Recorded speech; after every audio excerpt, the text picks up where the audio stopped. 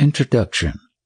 The first time I read a poem by Jalaluddin Muhammad Rumi, henceforth simply Rumi, was when I was a sophomore at Notre Dame High School. Our English teacher had us read selections from a number of Islamic mystics, and I was particularly taken with Rumi's relationship with his guide and intimate friend, Shamsi Tabriz.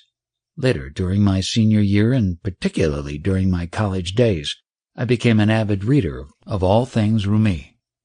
At 18 years old, I attempted to read the entire 3-volume English translation of Rumi's most famous work, Masnavi. It was equally rewarding and daunting, since some of Rumi's allusions and metaphors are grounded in his time and culture and were as such beyond my limited understanding. My all-time favorite Rumi book was, and still is, Divan-e Shamsi Tabriz. This remarkable text contains some of the most passionate and moving love poems I have ever encountered. I have read the book very closely countless times, and with each study I have been wonderstruck by Rumi's depth of feeling. Although there is now a plethora of books by and about Rumi, I noticed an almost exponential increase of Rumi-related texts from the 1980s onwards. I thought it might be instructive to republish a small portion of Edward Henry Winsfield's English translation of Rumi's Persian masterpiece.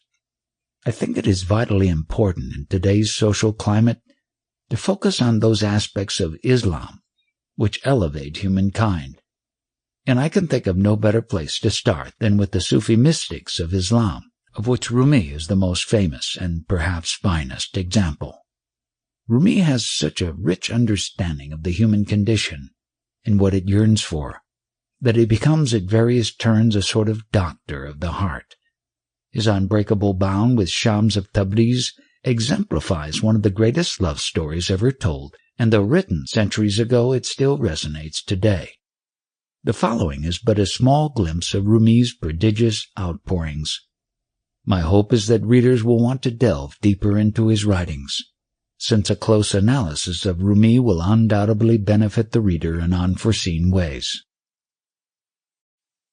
A brief biography of Rumi, excerpted from Anne-Marie Chamel's writings on the subject. Rumi, in full, Jalaluddin Rumi, also called by the honorific Maulana, born September 30th, 1207, in Balkh, now in Afghanistan, died December 17th, 1273. The greatest Sufi mystic and poet in the Persian language, famous for his lyrics and for his didactic epic, Masnavi, spiritual couplets, which widely influenced mystical thought and literature throughout the Muslim world. After his death, his disciples were organized as the Maulawiya order. Jalaluddin's father, Baha al-Din Walad, was a noted mystical theologian, author, and teacher. Because of either a dispute with the ruler or the threat of the approaching Mongols, Baha al-Din and his family left their native town in about 1218. According to a legend, in Nishapur, Iran, the family met Farid al-Din Attar, a Persian mystical poet, who blessed young Jalaluddin. After a pilgrimage to Mecca and journeys through the Middle East, Baha al-Din and his family reached Anatolia, Rum, hence the name Rumi, a region that enjoyed peace and prosperity under the rule of the Turkish Seljuk dynasty. After a short stay at Laranda, Karaman, where Jalaluddin's mother died and his first son was born, they were called to the capital, Konya, in 1228. Here Baha al-Din Walad taught at one of the numerous madrasas, religious schools. After his death in 1231, he was succeeded in this capacity by his son. A year later, Burhan al-Din Mahakik, one of Baha al-Din's former disciples, arrived in Konya and acquainted Jalaluddin more deeply with some mystical theories that had developed in Iran. Burhan al-Din, who contributed considerably to Jalaluddin's spiritual formation, left Konya about 1240. Jalaluddin is said to have undertaken 1 or 2 journeys to Syria, unless his contacts with Syrian Sufi circles were already established before his family reached Anatolia. There he may have met Ibn al-Arabi, the leading Islamic theosophist, whose interpreter and stepson, Sadr al-Din al-Kunawi, was Jalal al-Din's colleague and friend in Konya. The decisive moment in Rumi's life occurred on November 30th, 1244, when in the streets of Konya he met the wandering dervish holy man, Shams al-Din, son of religion, of Tabriz, whom he may have first encountered in Syria. Shams al-Din cannot be connected with any of the traditional mystical fraternities. His overwhelming personality, however, revealed to Jalal-Din the mysteries of divine majesty and beauty. For months the two mystics lived closely together, and Rumi neglected his disciples and families so that his scandalized entourage forced Shams to leave the town in February 1246. Jalal-Din was heartbroken. His eldest son, Sultan Walad, eventually brought Shams back from Syria. The family, however, could not tolerate the close relation of Jalal-Din with his beloved, and one night in 1247 Shams disappeared forever. In the 20th century it was established that Shams was indeed murdered, not without the knowledge of Rumi's sons, who hurriedly buried him close to a well that is still extant in Konya. This experience of love, longing, and loss turned Rumi into a poet. His poems, ghazals, about 30,000 verses, and a large number of rubaiyat, quatrains, reflect the different stages of his love, until, as his son writes, he found Shams in himself, radiant like the moon. The complete identification of lover and beloved is expressed by his inserting the name of Shams instead of his own pen name at the end of most of his lyrical poems. The Divan-e-Shams, the collected poetry of Shams, is a true translation of his experiences into poetry. Its language, however, never becomes lost in lofty spiritual heights or nebulous speculation. The fresh language, propelled by its strong rhythms, sometimes assumes forms close to popular verses. There would seem to be cause for the belief expressed by chroniclers that much of this poetry was composed in a state of ecstasy, induced by the music of the flute or the drum, the hammering of the goldsmiths, or the sound of the water mill in Meram, where Rumi used to go with his disciples to enjoy nature. He found in nature the reflection of the radiant beauty of the sun of religion, and felt flowers and birds partaking in his love. He often accompanied his verses by a whirling dance, and many of his poems were composed to be sung in Sufi musical gatherings. A few years after Shams al-Din's death, Rumi experienced a similar rapture in his acquaintance with an illiterate goldsmith, Salal al-Din Zarkub. It is said that one day, hearing the sound of a hammer in front of Salal al-Din's shop in the bazaar of Konya, Rumi began his dance. The shop owner had long been one of Rumi's closest and most loyal disciples, and his daughter became the wife of Rumi's eldest son. This love again inspired Rumi to write poetry. After Salal al-Din's death, Husayn al-Din Chelebi became his spiritual love and deputy. Rumi's main work, the Masnavi-i-Masnavi, was composed under his influence. Husayn al-Din had asked him to follow the model of the poets Attar and Sanai, who had laid down mystical teachings in long poems, interspersed with anecdotes, fables, stories, proverbs, and allegories. Their works were widely read by the mystics and by Rumi's disciples. Rumi followed Husayn al-Din's advice and composed nearly 26,000 couplets of the Masnavi during the following years. It is said that he would recite his verses even in the bath or on the roads, accompanied by Husayn al-Din, who wrote them down. The Masnavi, which shows all the different aspects of Sufism in the 13th century, often carries the reader away with loose associations of thought, so that one understands what subject the master had in mind at a particular stage of his life. The work reflects the experience of divine love. Both Salah al-Din and Husayn al-Din were for Rumi renewed manifestations of Shams al-Din, the all-embracing light. He called Husayn al-Din, therefore, Diya al-Haq, light of the truth. Diya is the Arabic term for sunlight. Hassam al-Din was Rumi's successor and was in turn succeeded by Sultan Walad, who organized the loose fraternity of Rumi's disciples into the Malawiya, known in the West as the whirling dervishes because of the mystical dance that constitutes their principal ritual. Sultan Walad's poetical accounts of his father's life are the most important source of knowledge from Rumi's spiritual development.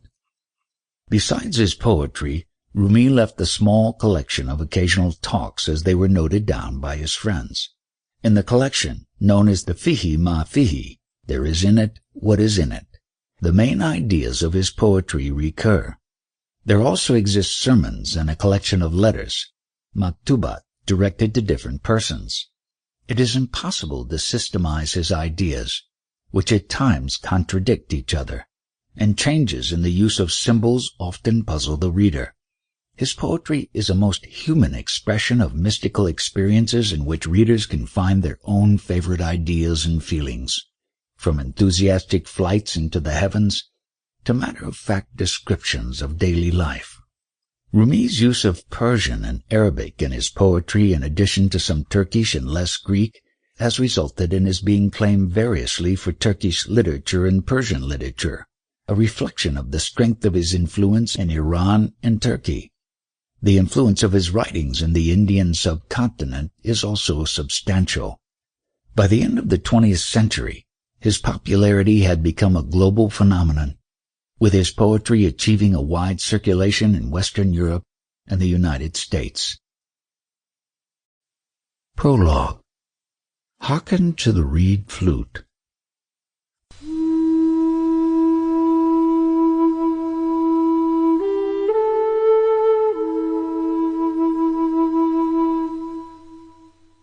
How it complains, lamenting its banishment from its home.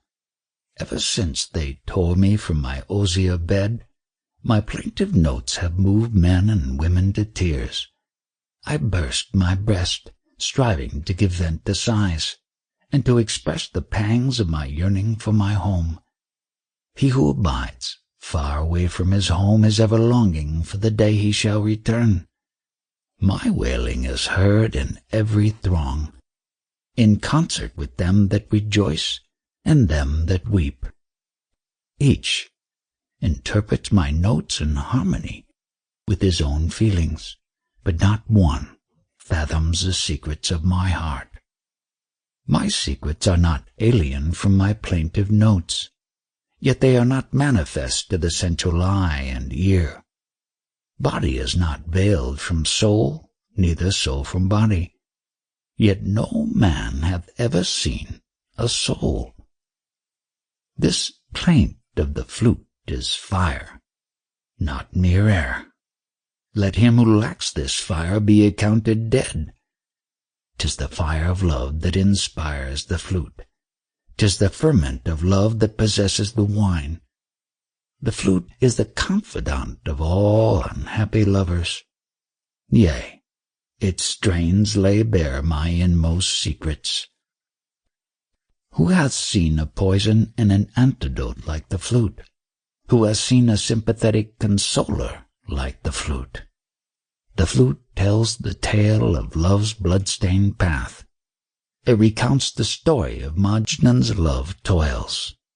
None is privy to these feelings save one distracted, as ear inclines to the whispers of the tongue. Through grief my days are as labor and sorrow.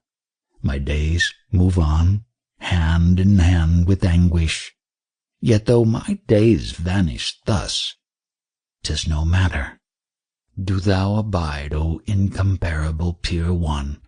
But all who are not fishes are soon tired of water, and they who lack daily bread find the day very long. So the raw comprehend not the state of the ripe. Therefore it behoves me to shorten my discourse. Arise, O sun, burst thy bonds and be free. How long wilt thou be captive to silver and gold? Though thou pour the ocean into thy pitcher, it can hold no more than one day's store.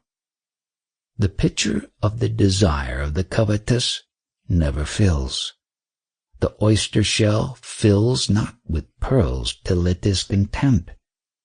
Only he, whose garment is rent by the violence of love, is wholly pure from covetousness and sin.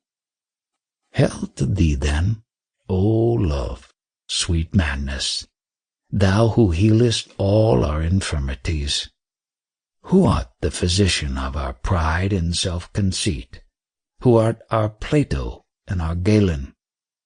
Love exalts our earthly bodies to heaven and makes the very hills to dance with joy. O lover, 'twas love that gave life to Mount Sinai, when it quaked and Moses fell down in a swoon. Did my beloved only touch me with his lips, I too, like the flute, would burst out in melody. But he, who is parted from them that speak his tongue, though he possess 100 voices, is perforce dumb. When the rose has faded and the garden is withered, the song of the nightingale is no longer to be heard. The beloved is all in all. The lover only veils him. The beloved is all that lives, the lover a dead thing. When the lover feels no longer love's quickening, he becomes like a bird who has lost its wings. Alas, how can I retain my senses about me, when the beloved shows not the light of his countenance? Love desires that this secret should be revealed, for if a mirror reflects not, of what use is it? Knowest thou why thy mirror reflects not? Because the rust has not been scoured from its face. If it were purified from all rust and defilement, it would reflect the shining of the Son of God. O friends, ye have now heard this tale, which sets forth the very essence of my case. Story 1. The Prince and the Handmaid.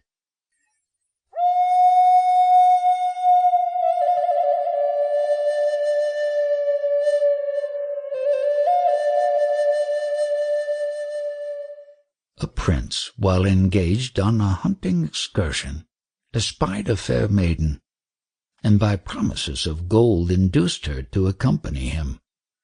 After a time she fell sick, and the prince had her tended by divers physicians.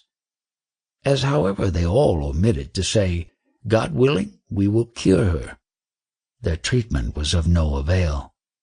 So the prince offered prayer, and in answer thereto a physician was sent from heaven. He at once condemned his predecessor's view of the case, and by a very skilful diagnosis discovered that the real cause of the maiden's illness was her love for a certain goldsmith of Samarkand. In accordance with the physician's advice, the prince sent to Samarkand and fetched the goldsmith, and married him to the lovesick maiden. And for 6 months the pair lived together in the utmost harmony and happiness. At the end of that period the physician, by divine command, gave the goldsmith a poisonous draught, which caused his strength and beauty to decay, and he then lost favor with the maiden, and she was reunited to the king. This divine command was precisely similar to God's command to Abraham to slay his son Ishmael, and to the act of the angel in slaying the servant of Moses, and is therefore beyond human criticism. Description of love. A true lover is proved such by his pain of heart. No sickness is there like sickness of heart. The lover's ailment is different from all ailments. Love is the astrolabe of God's mysteries. A lover may hanker after this love or that love, but at the last he is drawn to the King of Love. However much we describe and explain love, when we fall in love we are ashamed of our words. Explanation by the tongue makes most things clear, but love, unexplained, is clearer. When pen hasted to write, on reaching the subject of love it split in twain, When the discourse touched on the matter of love, pen was broken and paper torn. In explaining it, reason sticks fast as an ass in mire. Naught but love itself can explain love and lovers. None but the sun can display the sun. If you would see it displayed, turn not away from it. Shadows indeed may indicate the sun's presence, but only the sun displays the light of life. Shadows induce slumber, like evening talks. But when the sun arises, the moon is split asunder. In the world there is naught so wondrous as the sun, but the sun of the soul sets not and has no yesterday. Though the material sun is unique and single, we can conceive similar suns like to it. But the sun of the soul, beyond this firmament, no like thereof is seen in concrete or abstract. Where there is room in conception for his essence, so that similitudes of him should be conceivable, Shamsu al-Din of Tabriz importunes Jalaluddin to compose the Masnavi. The sun, Shams of Tabriz, is a perfect light, a sun, yea, one of the beings of God. When the praise was heard of the son of Tabriz, the son of the fourth heaven bowed its head. Now that I have mentioned his name, it is but right to set forth some indications of his beneficence. That precious soul caught my skirt, smelling the perfume of the garment of Yusuf, and said, "For the sake of our ancient friendship, tell forth a hint of those sweet states of ecstasy, that earth and heaven may be rejoiced, and also reason and spirit 100-fold." I said, "O thou who art from the friend, like a sick man who is strayed from his physician, importune me not, for I am beside myself. My understanding is gone, I cannot sing praises. Whatsoever one says whose reason is thus astray, let him not boast. His efforts are useless. Whatever he says is not to the point, and is clearly inapt, and wide of the mark. What can I say when not a nerve of mine is sensible? Can I explain the friend to one whom he is no friend? Verily, my singing his praise were dispraise, for 'twould prove me existent, and existence is air. Can I describe my separation and my bleeding heart? Nay, put off this matter till another season." He said, "Feed me, for I am hungered, and at once for the time is a sharp sword. O comrade, the Sufi is the son of time present. It is not the rule of his canon to say tomorrow. Can it be that thou art not a true Sufi? Ready money is lost by giving credit." I said, "'Tis best to veil the secrets of the friend, so give good heed to the morals of these stories. That is better than that the secrets of the friend should be noised abroad in the talk of strangers."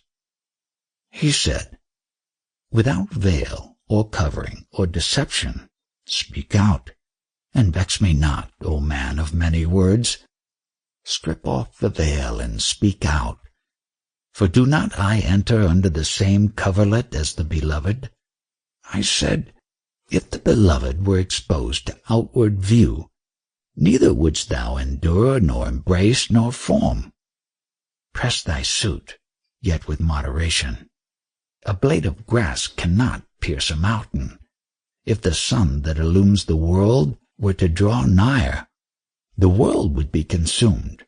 Close thy mouth and shut the eyes of this matter, that the world's life be not made a bleeding heart. No longer seek this peril, this bloodshed. Hereafter impose silence on the son of Tabriz." He said, "Thy words are endless. Now tell forth all thy story from its beginning." Story 2. The Oilman and His Parrot.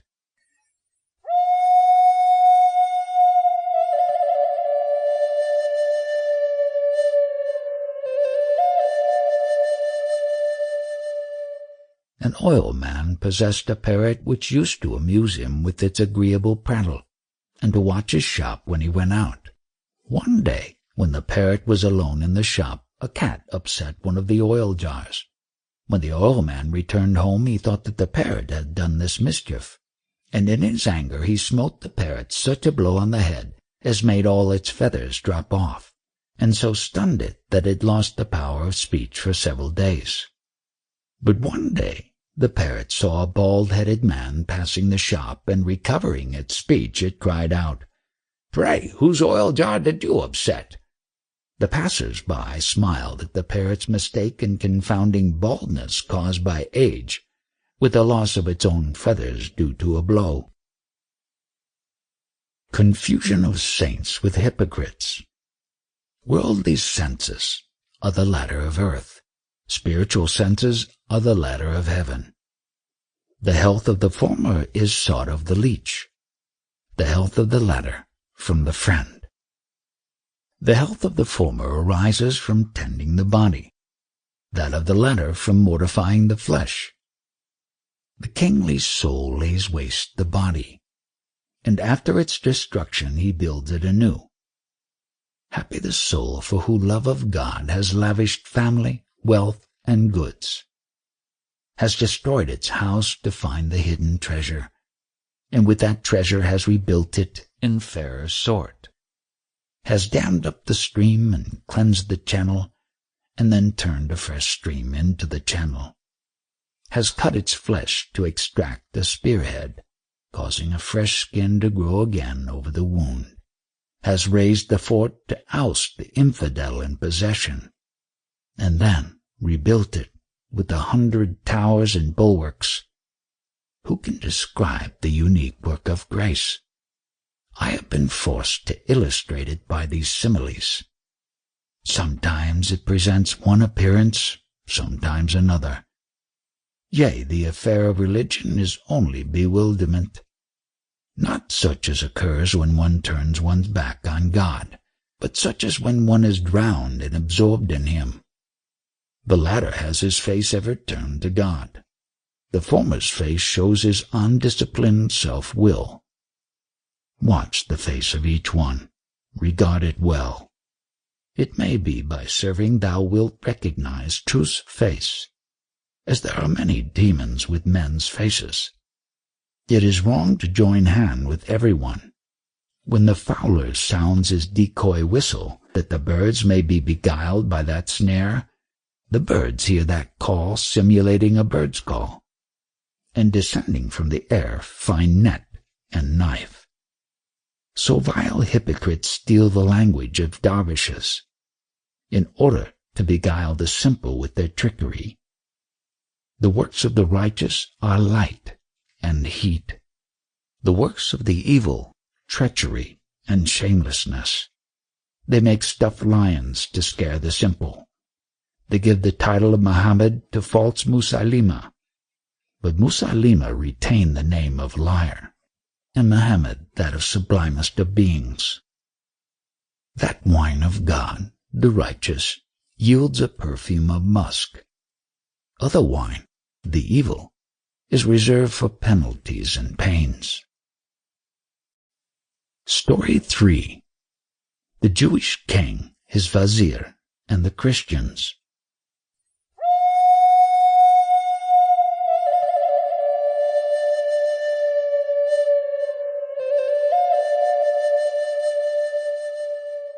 A certain Jewish king used to persecute the Christians, desiring to exterminate their faith.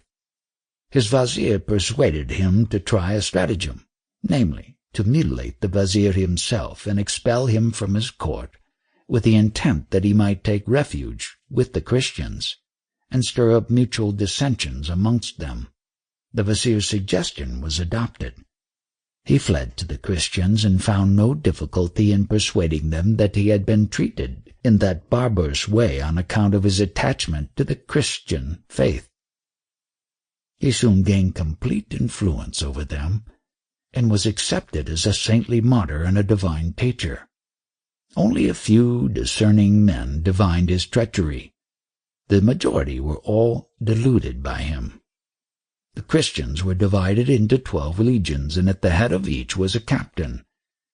To each of these captains the vizier gave secretly a volume of religious directions, taking care to make the directions in each volume different from and contradictory to those in the others.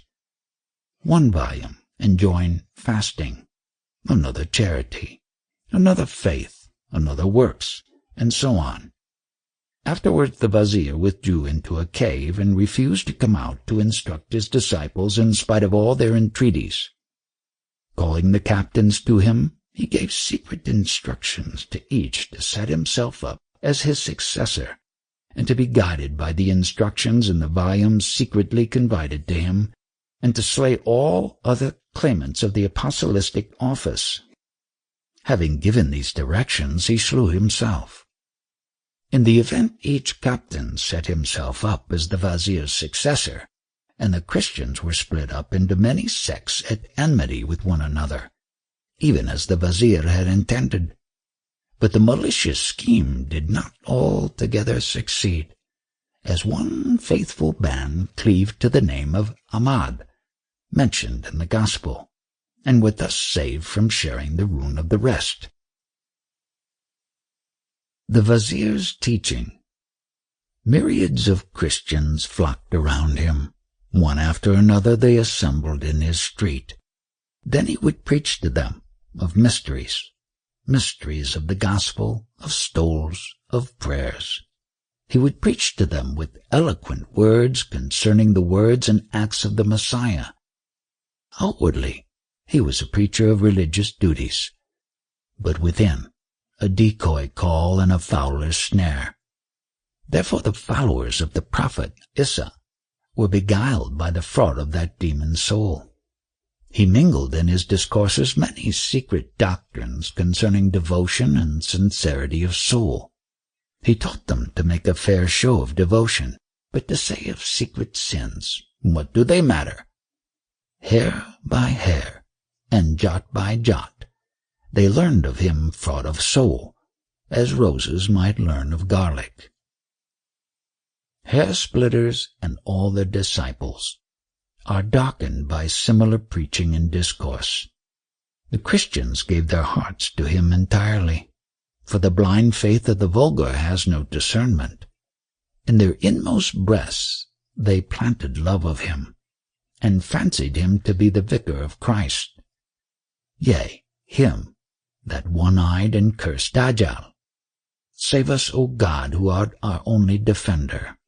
O God, there are hundreds of snares and baits, and we are even as greedy and foolish birds. Every moment our feet are caught in a fresh snare. Yea, each one of us, though he be a falcon or simurge, thou dost release us every moment, and straightway we again fly into the snare. O Almighty One, sleep of the body, the soul's awakening. Every night thou freest our spirits from the body and its snare, making them pure as raised tablets.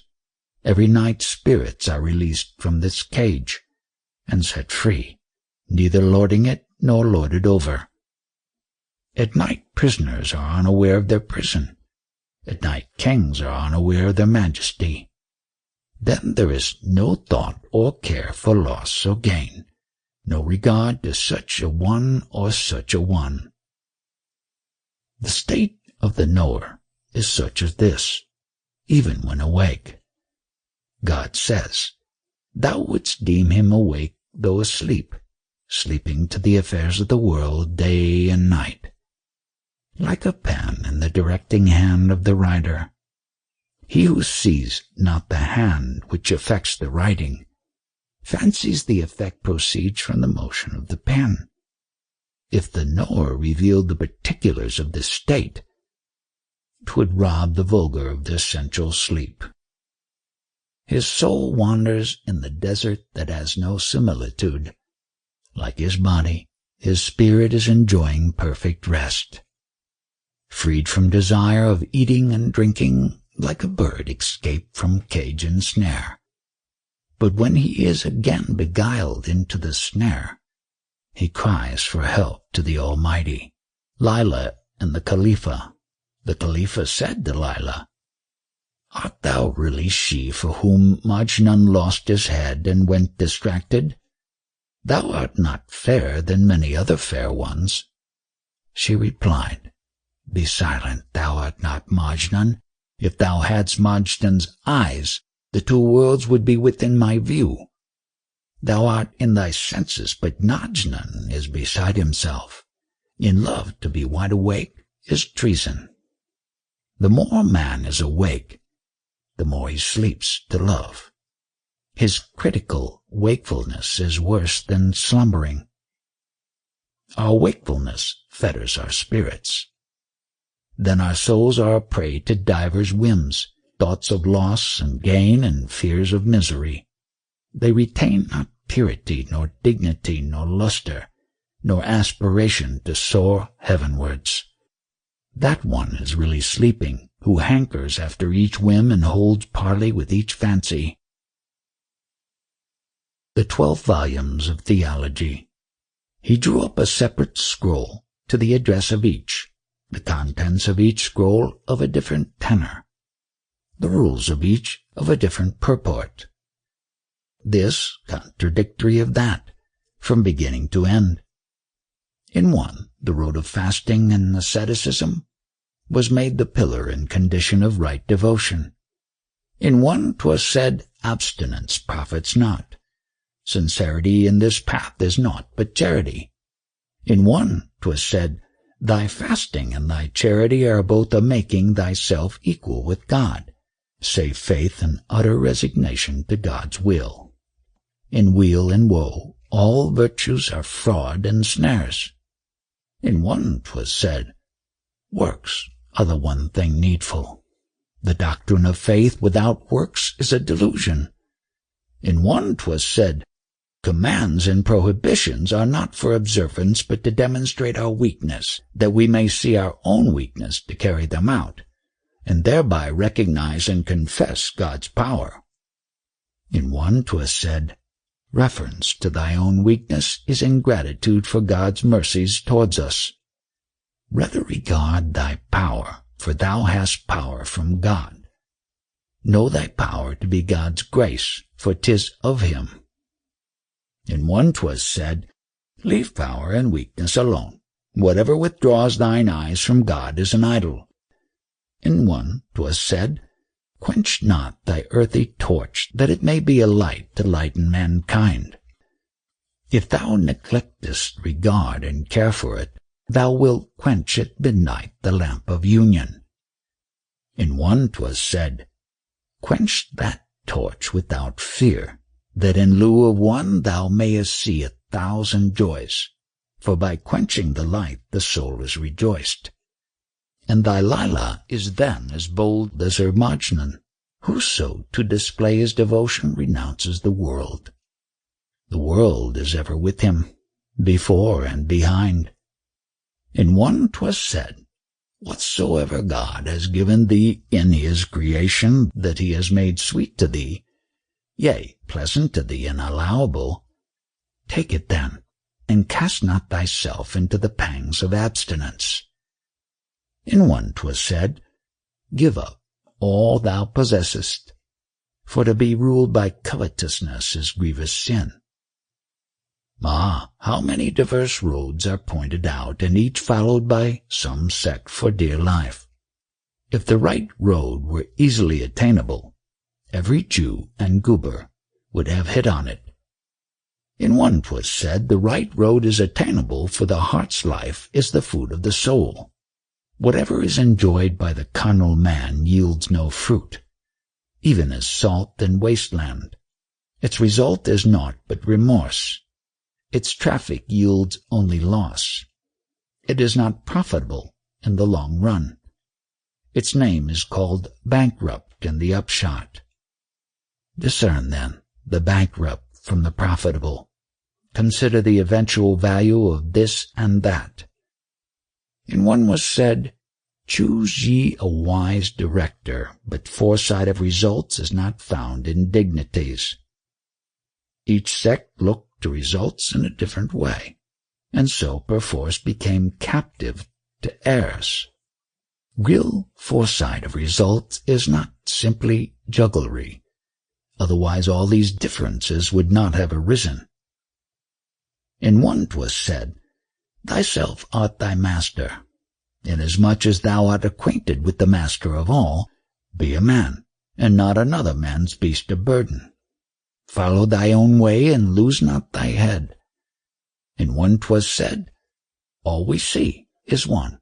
Whoever says 'tis two is suffering from double vision. In one 'twas said, 100 are even as one. But whoso thinks this is a madman. Each scroll had its contrary piece of rhetoric, in form and substance utterly opposed to it. This contrary to that, from first to last, as if each was compounded of poison and antidotes. Story 4. Another tyrannical Jewish king.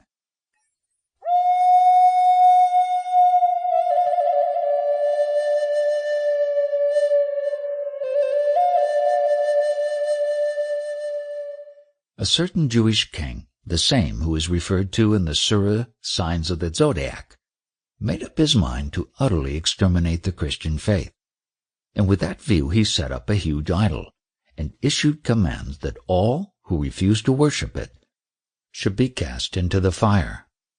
Thereupon his officers seized a Christian woman with her babe, and as she refused to worship it, they cast the babe into the fire. But the babe cried out to its mother, Be not afraid, the fire has no power to burn me. It is as cool as water. Hearing this, the rest of the Christians leaped into the fire, and found that it did not burn them.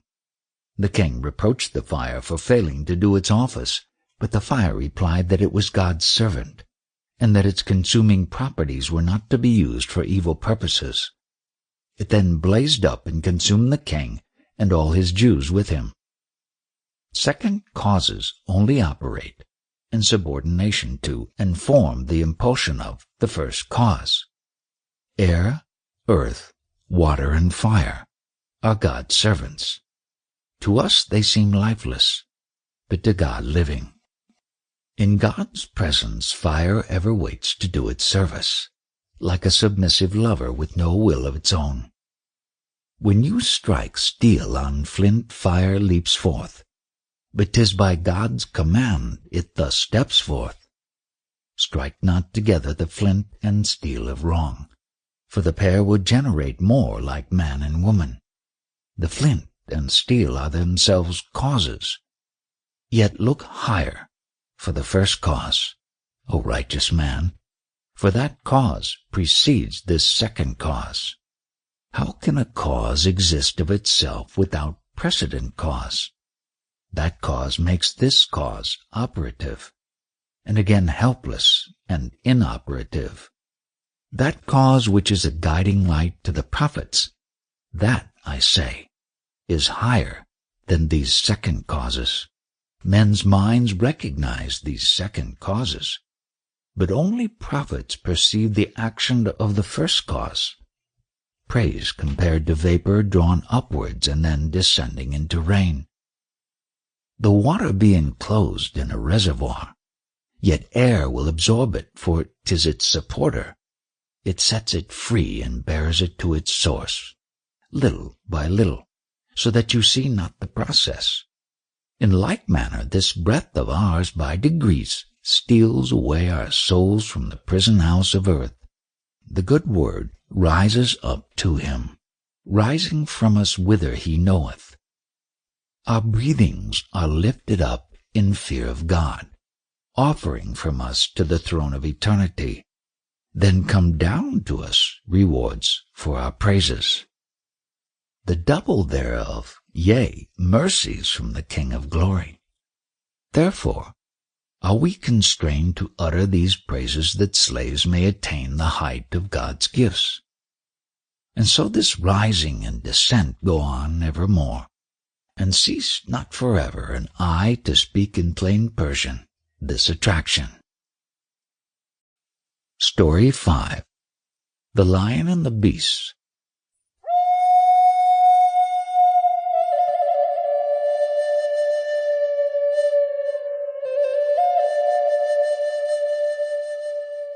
In the book of Kalia and Damna, a story is told of a lion who held all the beasts of the neighborhood in subjection, and was in the habit of making constant raids upon them, to take and kill such of them as he required for his daily food. At last the beasts took counsel together, and agreed to deliver up one of their company every day to satisfy the lion's hunger, if he, on his part, would cease to annoy them by his continual forays. The lion was at first unwilling to trust to their promise, remarking that he always preferred to rely on his own exertions. But the beasts succeeded in persuading him that he would do well to trust Providence and their word. To illustrate the thesis that human exertions are vain, they related a story of a man who got Solomon to transport him to Hindustan to escape the angel of death, but was smitten by the angel the moment he got there. Having carried their point, the beasts continued for some time to perform their engagement. One day it came to the turn of the hare to be delivered up as a victim to the lion, but he requested the others to let him practice a stratagem. They scoffed at him, asking how such a silly beast as he could pretend to outwit the lion. The hare assured them that wisdom was of God, and God might choose weak things to confound the strong. At last they consented to let him try his luck. He took his way slowly to the lion, and found him sorely enraged. In excuse for his tardy arrival, he represented that he and another hare had set out together to appear before the lion. But a strange lion had seized the second hare and carried it off in spite of his remonstrances. On hearing this, the lion was exceedingly wroth, and commanded the hare to show him the foe who had trespassed on his preserves. Pretending to be afraid, the hare got the lion to take him upon his back and directed him to a well. On looking down the well, the lion saw in the water the reflection of himself and of the hare on his back, and thinking that he saw his foe with the stolen hare, he plunged in to attack him and was drowned, while the hare sprang off his back and escaped. This folly on the part of the lion was predestined to punish him for denying God's ruling providence. So Adam, though he knew the names of all things, in accordance with God's predestination, neglected to obey a single prohibition, and his disobedience cost him dearly. Trust in God as opposed to human exertions. The beast said, "O enlightened sage, lay aside caution, it cannot help thee against destiny. To worry with precaution is toil and moil. Go trust in Providence, trust is the better part. War not with the divine decree, O hot-headed one, lest that decree enter into conflict with thee. Man should be as dead before the commands of God, lest a blow befall him from the Lord of all creatures." He said, "True, but though trust be our mainstay, yet the prophet teaches us to have regard to means." The prophet cried with a loud voice, "Trust in God, yet tie the camel's leg." Here the adage, "The worker is the friend of God." Through trust in Providence, neglect not to use means. Go, O quietist, practice trust with self-exertion. Exert yourself to attain your objects bit by bit. In order to succeed, strive and exert yourselves. If ye strive not for your objects, ye are fools. They said, "What is gained from the poor by exertions is a fraudulent morsel that will bring ill luck." Again, know that self-exertion springs from weakness. Relying on other means is a blot upon perfect trust. Self-exertion is not more noble than trust in God.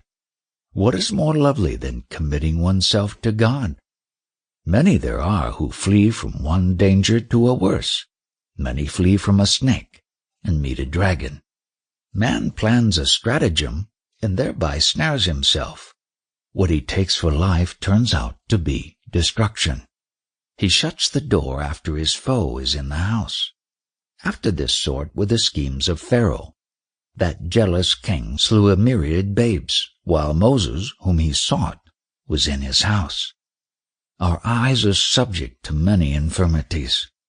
Go, annihilate your sight in God's sight. For our foresight, His foresight, is a fair exchange. In His sight is all that ye can desire. So long as a babe cannot grasp or run, it takes its father's back for its carriage. But when it becomes independent and uses its hands, it falls into grievous troubles and disgrace. The souls of our first parents, even before their hands flew away from fidelity after vain pleasure, being made captives by the command, "Get down hence," they became bond slaves of enmity, lust, and vanity. We are the family of the Lord and His sucking babes. The prophet said, "The people are God's family." He who sends forth the rain from heaven, can He not also provide us our daily bread? The lion said, "True, yet the Lord of creatures sets a ladder before our feet. Step by step must we mount up to the roof." The notion of fatalism is groundless in this place. Ye have feet, why then pretend ye are lame? Ye have hands, why then conceal your claws? When a master places a spade in the hand of a slave, the slave knows his meaning without being told. Like this spade, our hands are our master's hints to us. Yea, if ye consider, they are his directions to us. When ye have taken to his heart his hints, ye will shape your life in reliance on their direction. Wherefore these hints disclose his intent. Take the burden from you and appoint your work. He that bears it makes it bearable by you. He that is able makes it within your ability. Accept his command, and you will be able to execute it. Seek union with him, and you will find yourselves united. Exertion is giving thanks for God's blessings. Think ye that your fatalism gives such thanks? Giving thanks for blessings increases blessings, but fatalism snatches those blessings from your hands. Your fatalism is to sleep on the road. Sleep not till ye behold the gates of the king's palace. Ah, sleep not, O unreflecting fatalists, till ye have reached that fruit-laden tree of life whose branches are ever shaken by the wind, and whose fruit is showered on the sleepers' heads. Fatalism means sleeping amidst highwaymen. Can a cock who crows too soon expect peace? If ye cavil at and accept not God's hints, though ye count yourselves men, see ye are women. The quantum of reason ye possessed is lost, and the head whose reason has fled is a tail. Inasmuch as the unthankful are despicable, they are at last cast into the fiery pit. If ye really have trust in God, exert yourselves and strive in constant reliance on the Almighty. Wisdom is granted oftentimes to the weak. He said, "O friends, God has given me inspiration." Oftentimes strong counsel is suggested to the weak. The wit taught by God to the bee is withheld from the lion and the wild ass. It fills its cells with liquid sweets, for God opens the door of this knowledge to it. The skill taught by God to the silkworm is a learning beyond the reach of the elephant. The earthly Adam was taught of God's names, so that his glory reached the seventh heaven. He laid low the name and fame of the angels. Yet blind indeed are they whom God dooms to doubt. The devotee of 700,000 years, Satan, was made a muzzle for that yearling calf, Adam, lest he should suck milk of the knowledge of faith and soar on high even to the towers of heaven. The knowledge of men of external sense is a muzzle, to stop them sucking milk of that sublime knowledge. But God drops into the heart a single pearl drop which is not bestowed on oceans or skies. How long regard ye mere form, O form worshippers? Your souls, void of substance, rest still in forms. If the form of man were all that made man, Ahmad and Abu Jal would be upon a par. A painting on a wall resembles a man. But see what it is lacking in that empty form. 'Tis life that is lacking to that mere semblance of man. Go, seek for that pearl it never will find. The heads of earth lions were bowed down when God gave might to the 7 sleepers' dog. What mattered its despised form, when its soul was drowned in the sea of light? Human wisdom, the manifestation of divine. On his way to the lion, the hare lingered, devising a stratagem with himself. He proceeded on his way after delaying long in order to have a secret or two for the lion. What worlds the principle of reason embraces! How broad is this ocean of reason! Yea, the reason of man is a boundless ocean. O son, that ocean requires, as it were, a diver. On this fair ocean our human forms float about, like bowls on the surface of water, yea, like cups on the surface, till they are filled, and when filled, these cups sink into the water. The ocean of reason is not seen. Reasoning men are seen.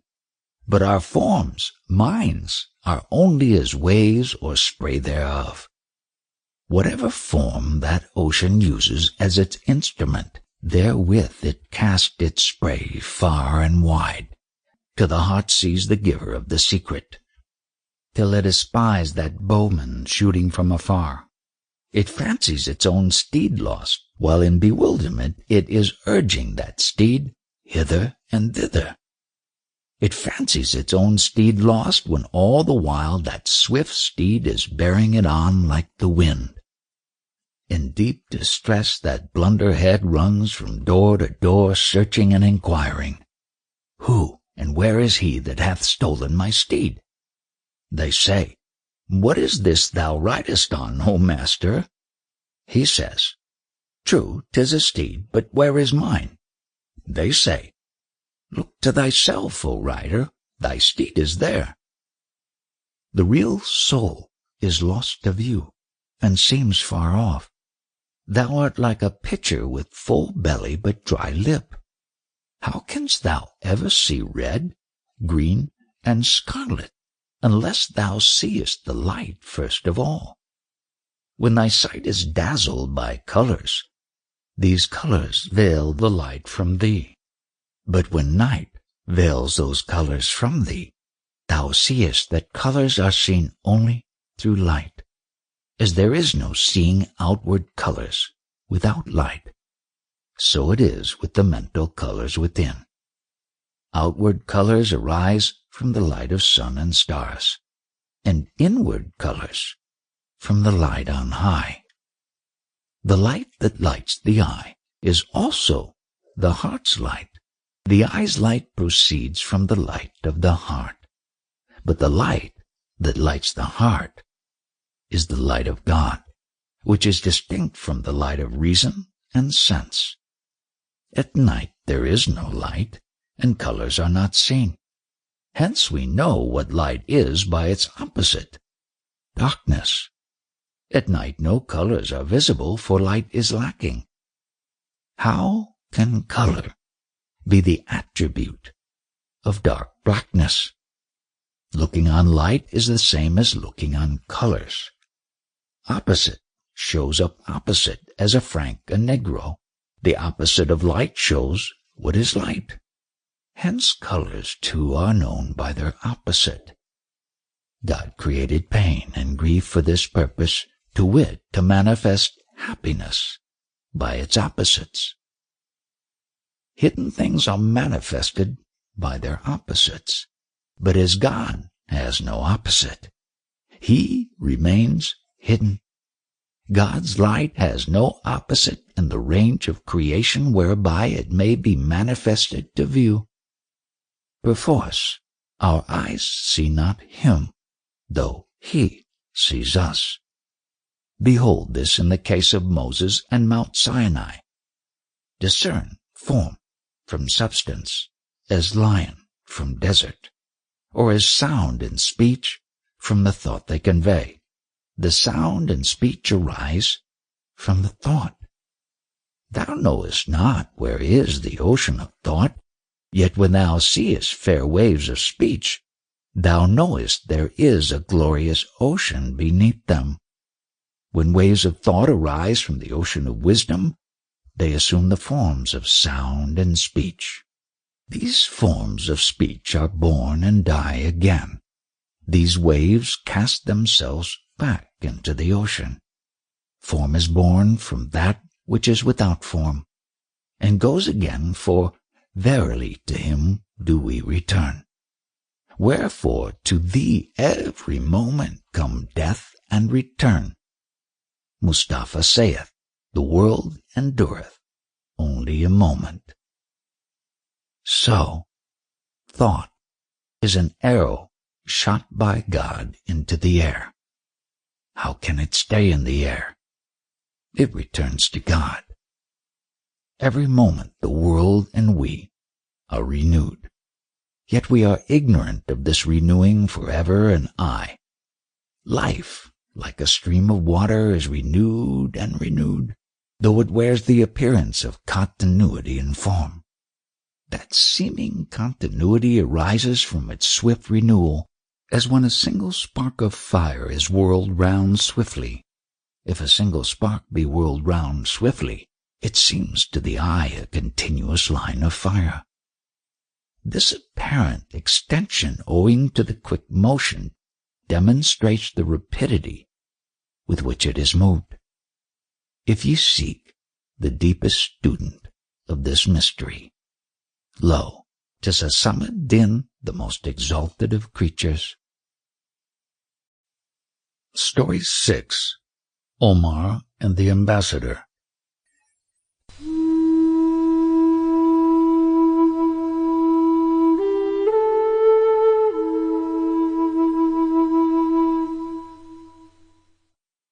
The hare, having delivered his companions from the tyranny of the lion in the manner just described, proceeds to improve the occasion by exhorting them to engage in a greater and more arduous warfare, viz., the struggle against their inward enemy, the lust of the flesh.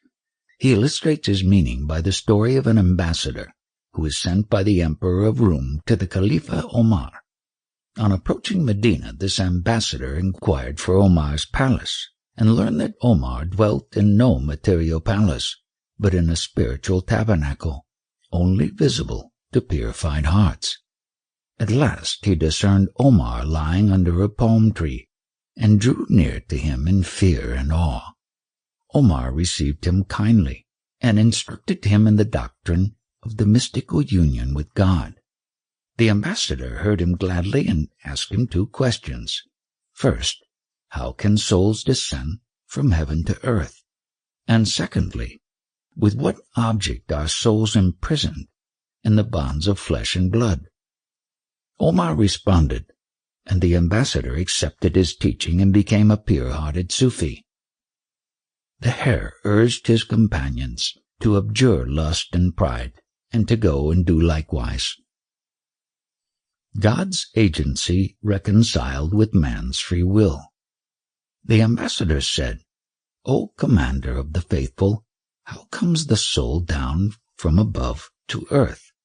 How can so noble a bird be confined in a cage? He said, God speaks words of power to souls, to things of naught, without eyes or ears. And at these words they all spring into motion. At his words of power, these nothings arise quickly, and strong impulse urges them into existence. Again, he speaks other spells to these creatures, and swiftly drives them back again into non-being. He speaks to the rose's ear, and causes it to bloom. He speaks to the tulip, and makes it blossom. He speaks a spell to the body, and it becomes soul. He speaks to the sun, and it becomes a fount of light. Again, in its ear, he whispers a word of power, and its face is darkened as by 100 eclipses. What is it that God says to the ear of earth, that it attends thereto and rests steadfast? What is it that speaker says to the cloud, that it pours forth rainwater like a waterskin? Whosoever is bewildered by wavering will, in his ear hath God whispered his riddle, that he may bind him on the horns of a dilemma. For he says, shall I do this or its reverse? Also from God comes the preference of one alternative. 'Tis from God's impulsion that man chooses one of the two. If you desire sanity in this embarrassment, stuff not the ear of your mind with cotton. Take the cotton of evil suggestions from the mind's ear, that the heavenly voice from above may enter it, that you may understand that riddle of his, that you may be cognizant of that open secret. Then the mind's ear becomes the sensorium of inspiration. For what is this divine voice but the inward voice? The spirit's eye and ear possess this sense. The eye and ear of reason and sense lack it. The word compulsion makes me impatient for love's sake. 'Tis he who loves not, who is fettered by compulsion. This is close communion with God, not compulsion, the shining of the sun, and not a dark cloud. Or if it be compulsion, 'tis not common compulsion, it is not the domination of wanton willfulness. O son, they understand this compulsion for whom God opens the eyes of the inner man. Things hidden and things future are plain to them. To speak of the past seems to them despicable. They possess free will and compulsion besides, as in oyster shells, raindrops are pearls. Outside the shell they are raindrops, great and small. Inside they are precious pearls, big and little. These men also resemble the musk deer's bag. Outside it is blood, but inside pure musk. Yet say not that outside 'twas mere blood, which on entering the bag becomes musk. Nor say that outside the alembic 'twas mere copper, and becomes gold inside when mixed with elixir. In you free will and compulsion are vain fancies, but in them they are the light of almighty power. On the table bread is a mere lifeless thing. When taken into the body, it is a life-giving spirit. This transmutation occurs not in the table's heart. 'Tis soul affects this transmutation with water of life. Such is the power of the soul, O man of right views. Then what is the power of the soul of souls? God. Bread is the food of the body. Yet consider, how can it be the food of the soul, O son? Flesh-born man by force of soul cleaves mountains with tunnels and mines. The might of Farhad's soul cleft a hill. The might of the soul's soul cleaves the moon. If the heart opens the mouth of mystery's store, the soul springs up swiftly to highest heaven. If tongue discourses of hidden mysteries, it kindles a fire that consumes the world. Behold, then, God's action and man's action. No, action does belong to us. This is evident. If no actions proceeded from men, how could you say, why act ye thus? The agency of God is the cause of our action. Our actions are the signs of God's agency. Nevertheless, our actions are freely willed by us, whence our recompense is either hell or the friend. Story 7. The Merchant and His Clever Parrot.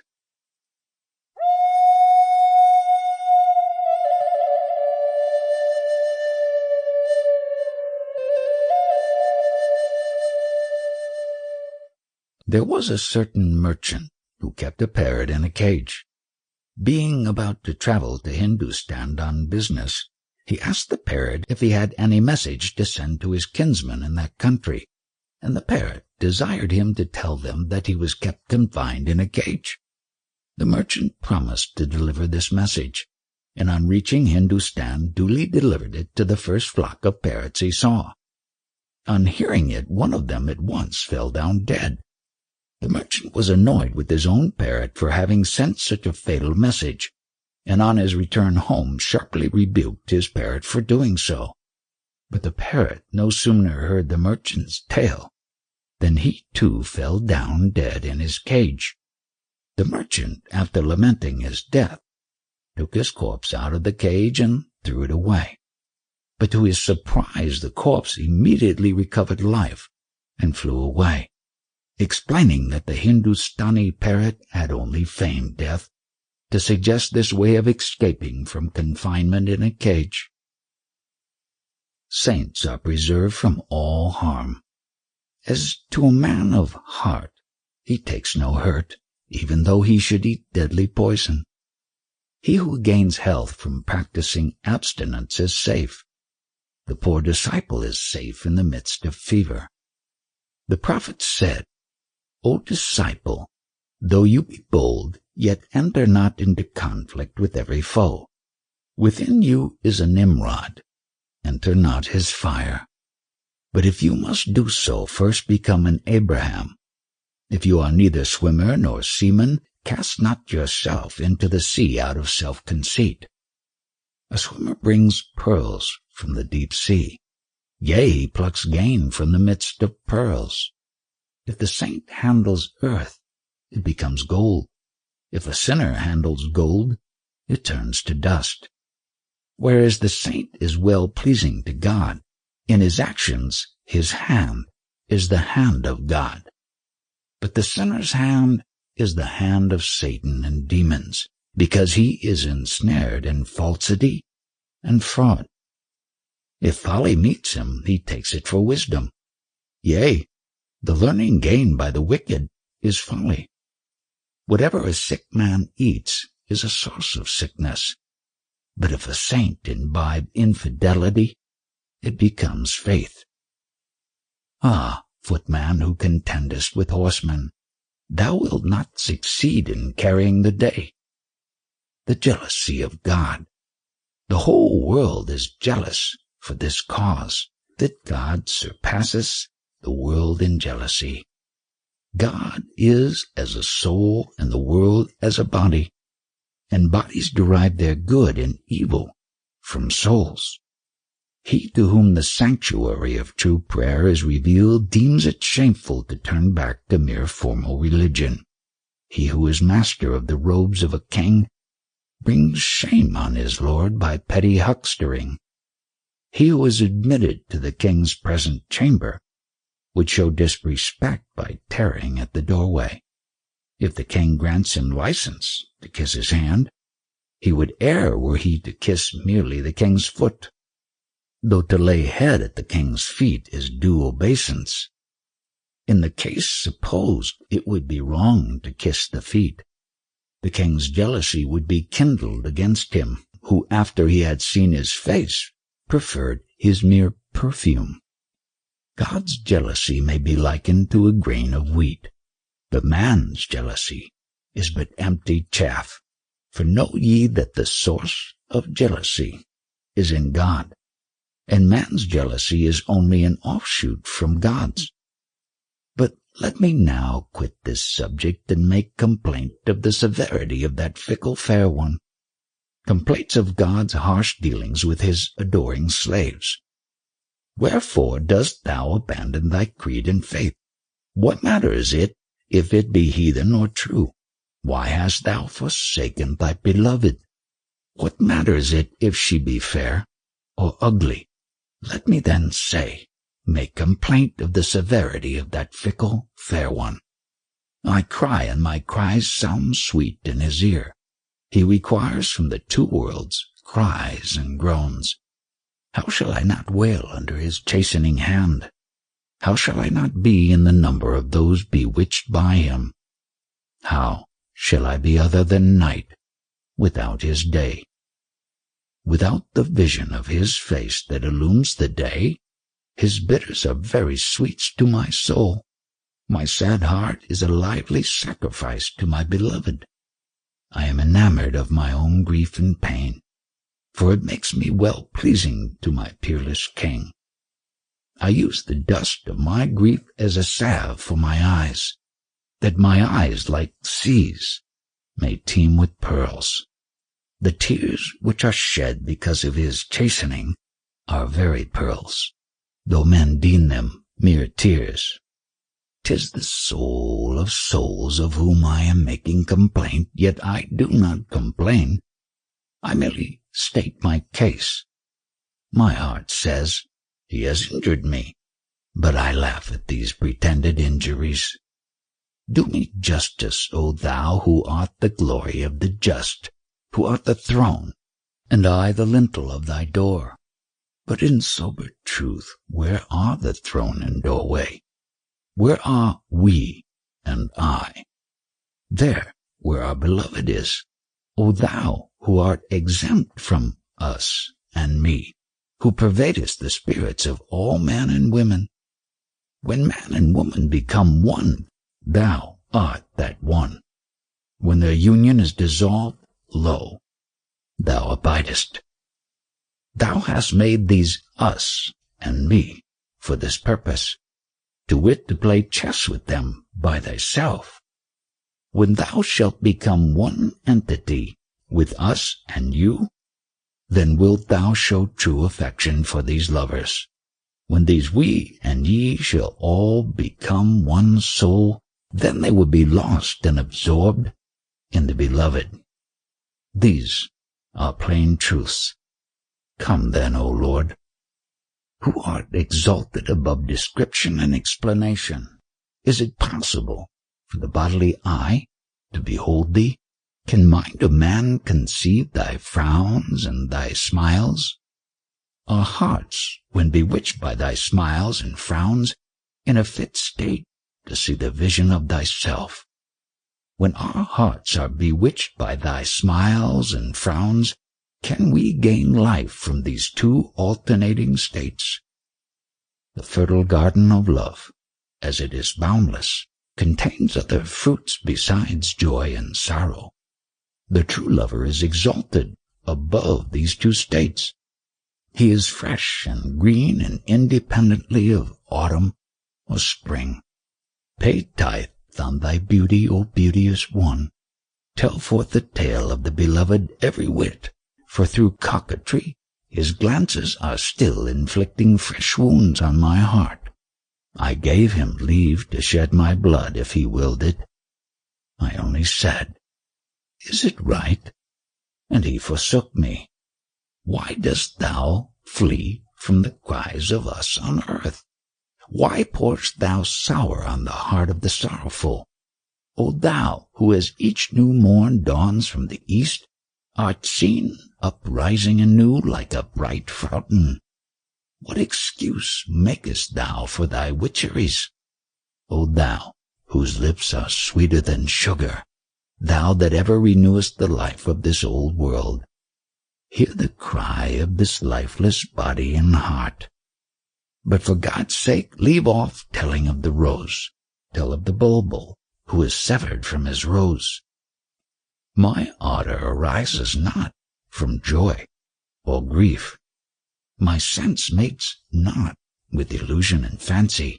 My condition is different, for it is strange.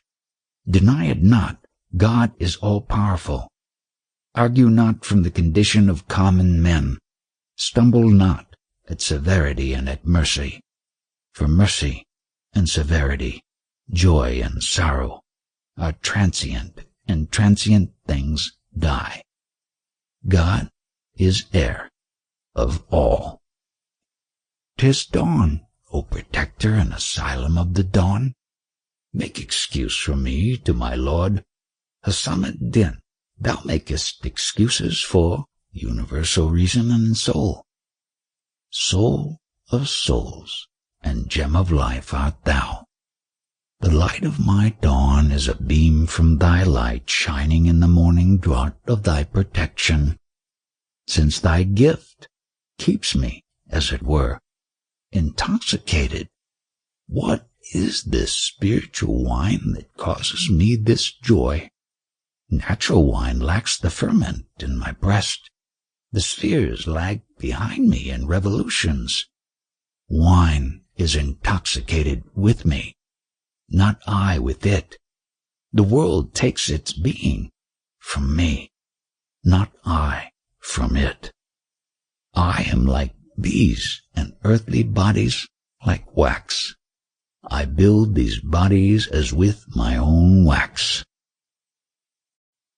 Story 8. The Harper.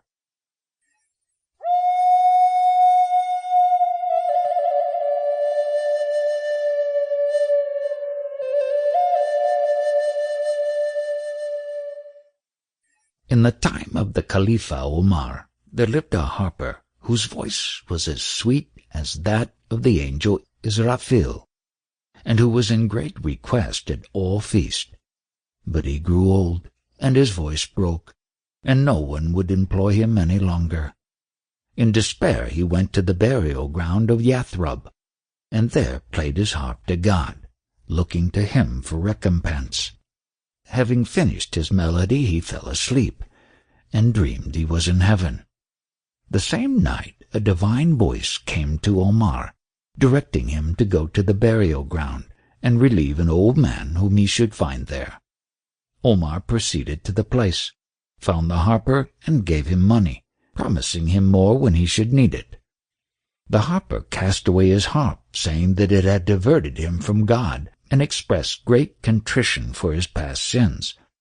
Omar then instructed him that his worldly journey was now over, and that he must not give way to contrition for the past, as he was now entered into the state of ecstasy, an intoxication of union with God, and in this exalted state regard to past and future should be swept away.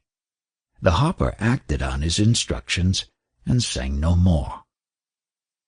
Apology for applying the term bride to God. Mustafa became beside himself at that sweet call. His prayer failed on the night of the early morning halt. He lifted not head from the blissful sleep, so that his morning prayer was put off till noon. On that his wedding night, in presence of his bride, his pure soul attained to kiss her hands. Love and mistress are both veiled and hidden. Impute it not as fault if I call him bride. I would have kept silence from fear of my beloved, if he had granted me but a moment's respite. But he said, Speak on, 'tis no fault. 'Tis naught but the necessary result of the hidden decree. 'Tis a fault only to him who only sees faults. How can the pure, hidden spirit notice faults? Faults seem so to ignorant creatures, not in the sight of the Lord benignity. Blasphemy even may be wisdom to the Creator's sight, whereas from our point of view it is a grievous sin. If one fault occur among 100 beauties, 'tis as one dry stick in a garden of green herbs. Both weigh equally in the scales, for the two resemble body and soul. Wherefore the sages have said not idly, the bodies of the righteous are as pure souls. Their words, their actions, their praises are all as a pure soul without a spot or blemish. Omar rebukes the harper for brooding over and bewailing the past. Then Omar said to him, This wailing of thine shows thou art still in the state of sobriety. Afterwards he thus urged him to quit that state, and called him out of his beggary to absorption in God. Sobriety savors of memory of the past. Past and future are what veil God from our sight. Burn up both of them with fire. How long wilt thou be partitioned by these segments as a reed? So long as a reed has partitions, 'tis not privy to secrets, nor is it vocal in response to lip and breathing. While circumambulating the house thou art a stranger. When thou enterest in, thou art at home. Thou whose knowledge is ignorance of the giver of knowledge, thy wailing contrition is worse than thy sin. The road of the annihilated is another road. Sobriety is wrong, and a straying from that other road. O thou who seekest to be contrite for the past, how wilt thou be contrite for this contrition? At one time thou adorest the music of the lute, at another embracest wailing and weeping. While the discerner reflected these mysteries, the heart of the harper was emancipated. Like a soul, he was freed from weeping and rejoicing. His old life died, and he was regenerated. Amazement fell upon him at that moment, for he was exalted above earth and heaven. An uplifting of the heart surpassing all uplifting. I cannot describe it. If you can, say on. Ecstasy and words beyond all ecstatic words. Immersion in the glory of the Lord of glory. Immersion wherefrom was no extrication, as it were identification with the very ocean. Partial reason is as naught to universal reason, if one impulse dependent on another impulse be naught. But when the impulse moves that impulse, the waves of that sea rise to this point. Story 9. The Arab and his Wife.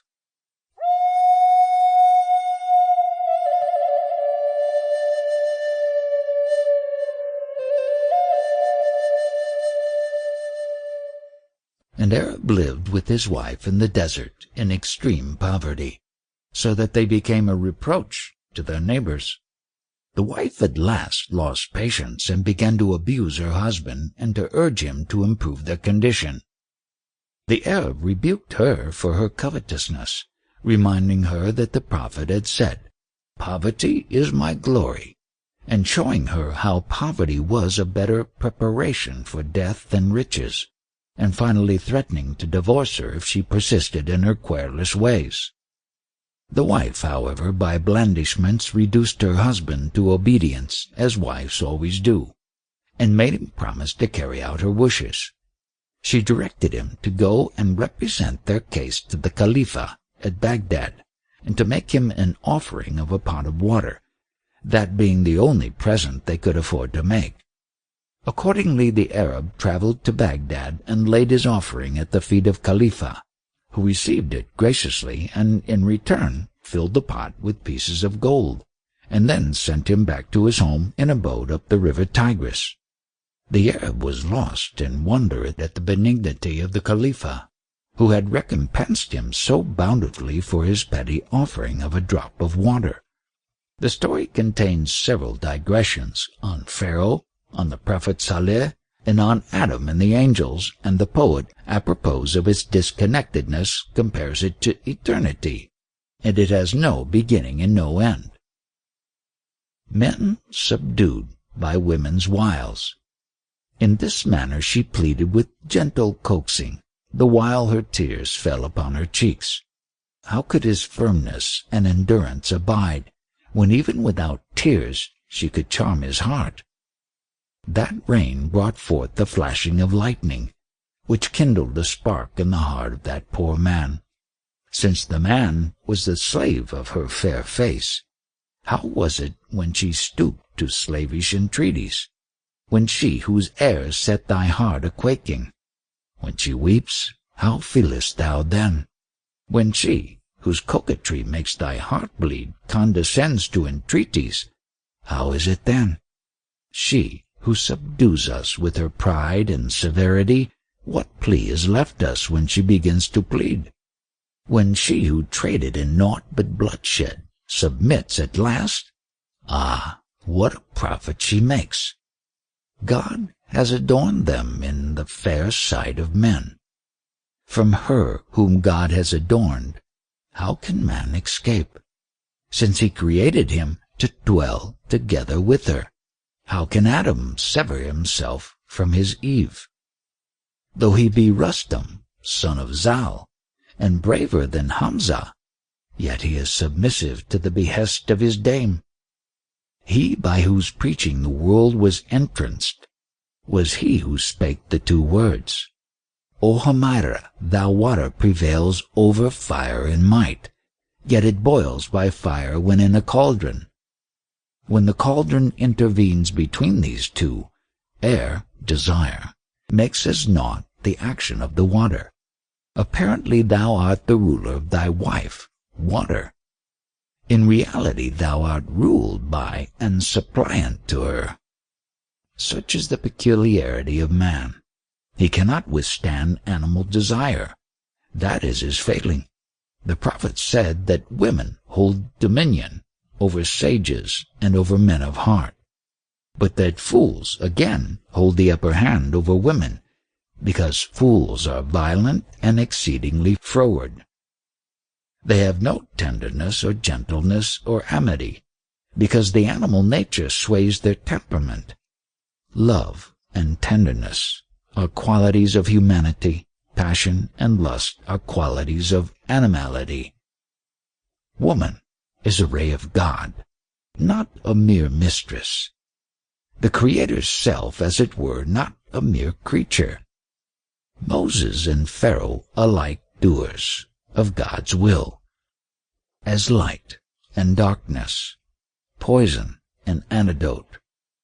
Verily, both Moses and Pharaoh walked in the right way, though seemingly the one did so, and the other not. By day Moses wept before God, and at midnight Pharaoh lifted up his cry, saying, What a yoke is this upon my neck, O God! Were it not for this yoke, who would boast? I am. Because thou hast made Moses' face bright as the moon, and hast made the moon of my face black in the face. Can my star ever shine brighter than the moon? If it be eclipsed, what remedy have I?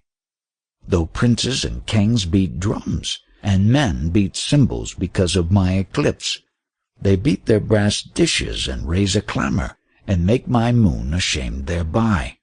I, who am Pharaoh, woe is me! The people's clamor confounds my boast. I am Lord Supreme. Moses and I are thy nurslings both alike. Yet thy axe cuts down the branches in thy woods. Some of these branches thou plantest in the ground.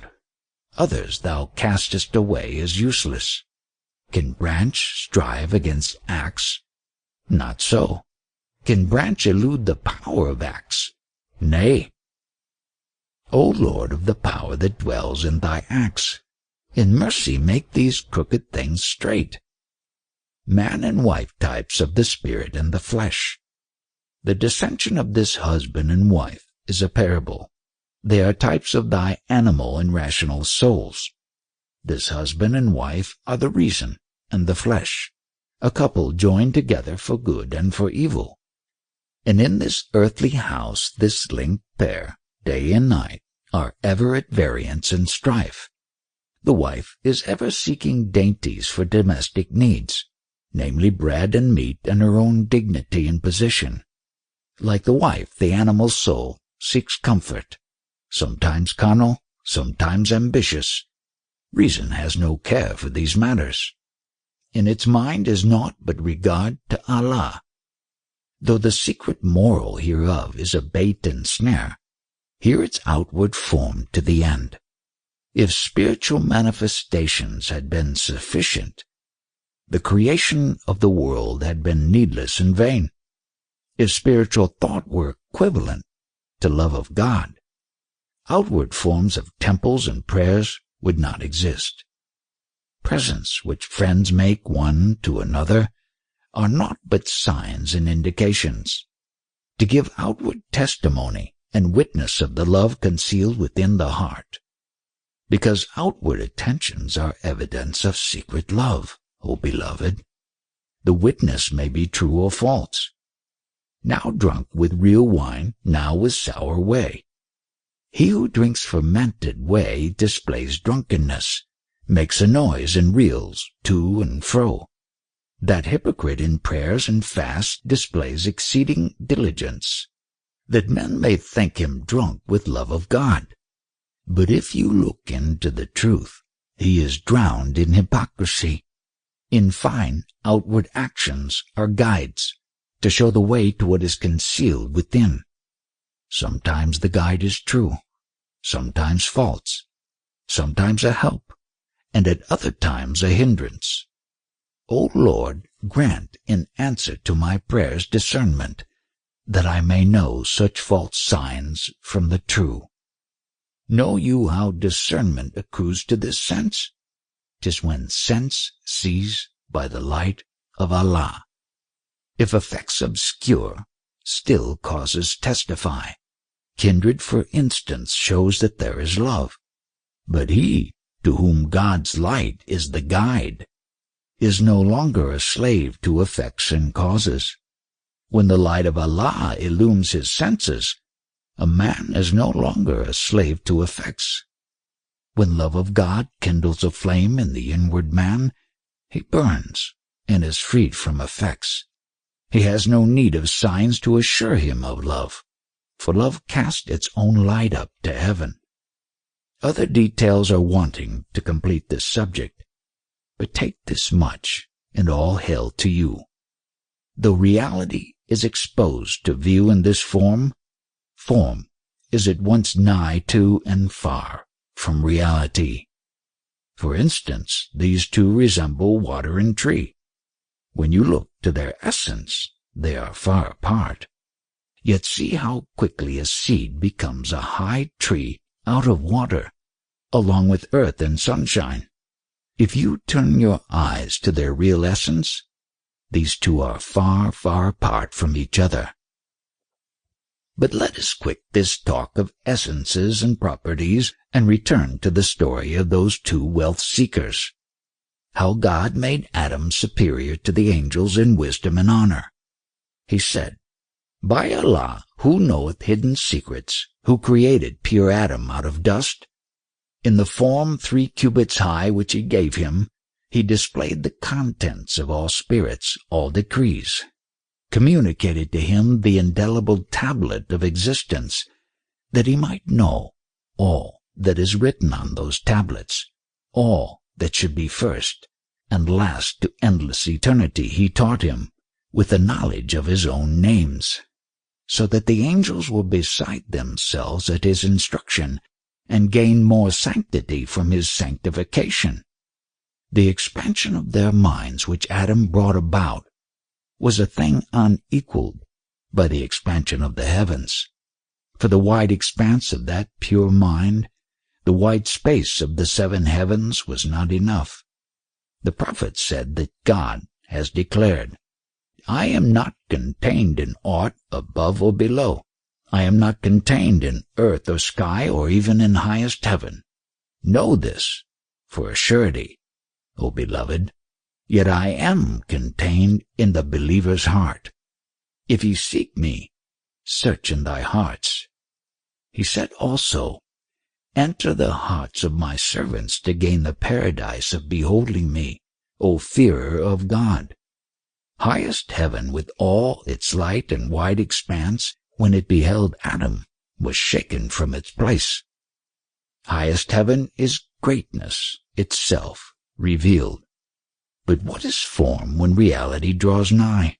Every angel declared, In times of yore we bore friendship to the plains of earth.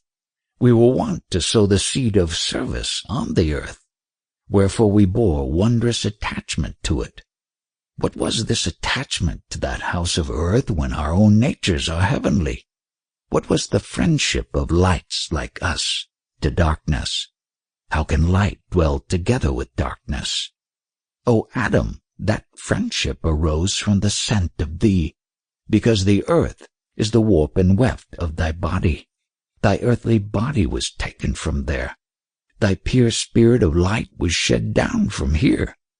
But our souls were enlightened by thy spirit, long, long before earth had diverted it to itself.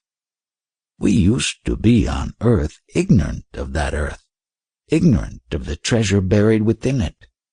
When we were commanded to depart from that place, we felt sorrow at turning our steps away from it, so that we raised many questions, saying, O Lord, who will come to take our place?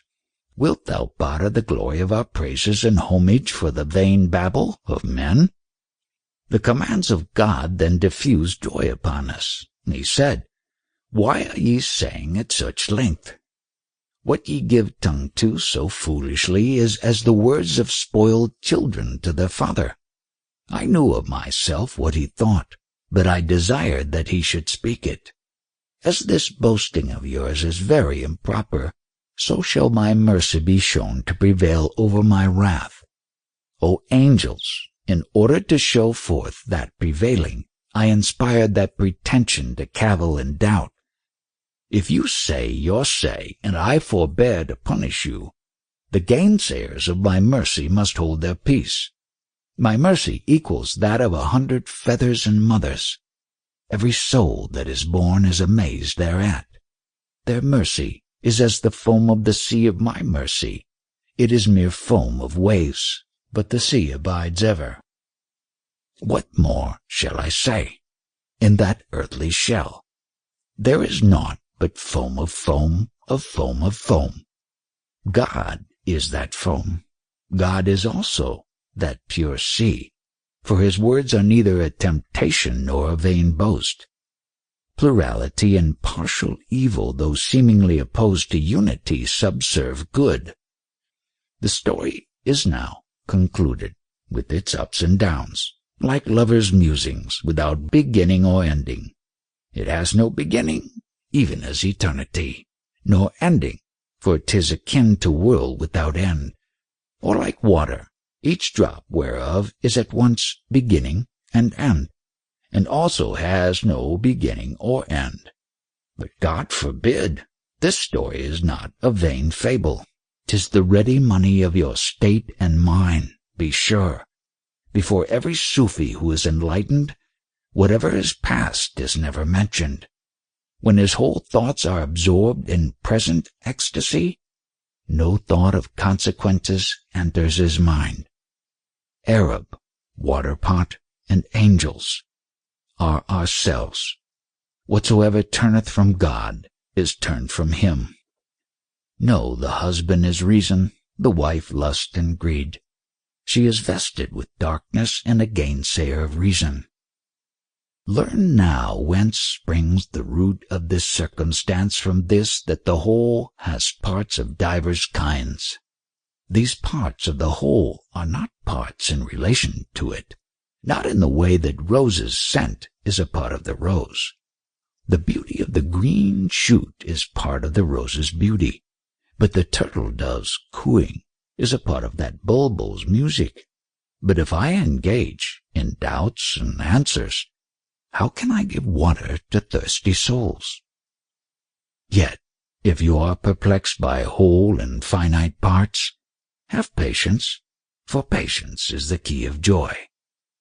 Be abstinent from vague thoughts, since there are lions in that desert of thoughts.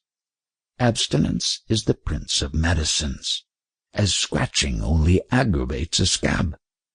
Abstinence is certainly the root of medicine. Practice abstinence. See how it invigorates thy soul. Accept this counsel and give ear thereto, that it may be to thee as an earring of gold. Nay, not a mere earring, but that thou mayest be a mine of gold, or that thou mayest surpass Moon and Pleiades. First, know, creation is in various forms. Souls are as various as the letters from Aleph to Yah. In this variety of letters there seems disorder, though in fact they agree in an integral unity. In one aspect they are opposed, in another united. In one aspect capricious, in another serious. The day of judgment is the day of the great review.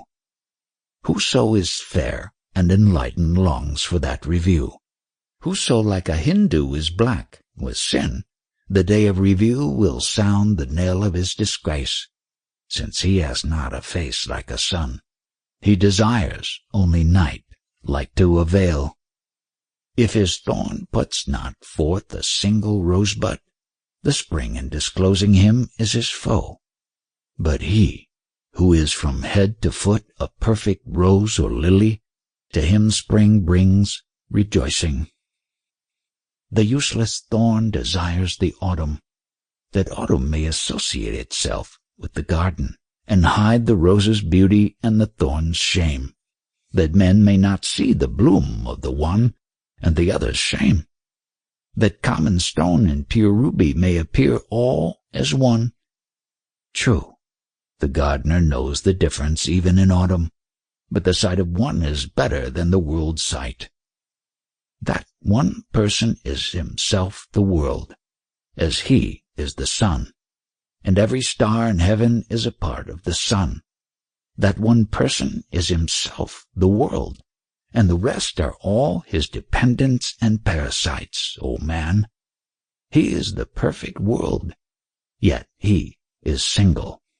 He holds in hand the writing of the whole of existence, wherefore all forms and colors of beauty cry out, Good news!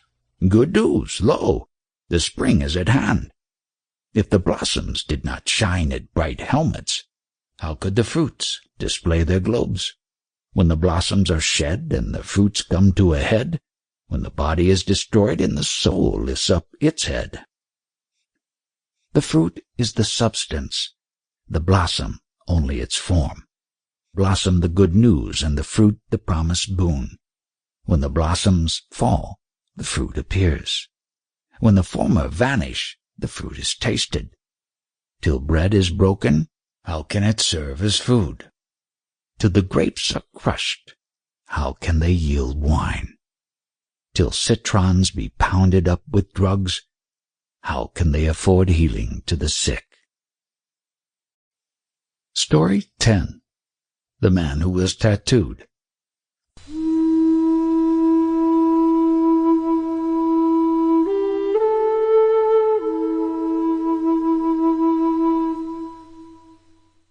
It was the custom of the men of Kwazwin to have various devices tattooed upon their bodies.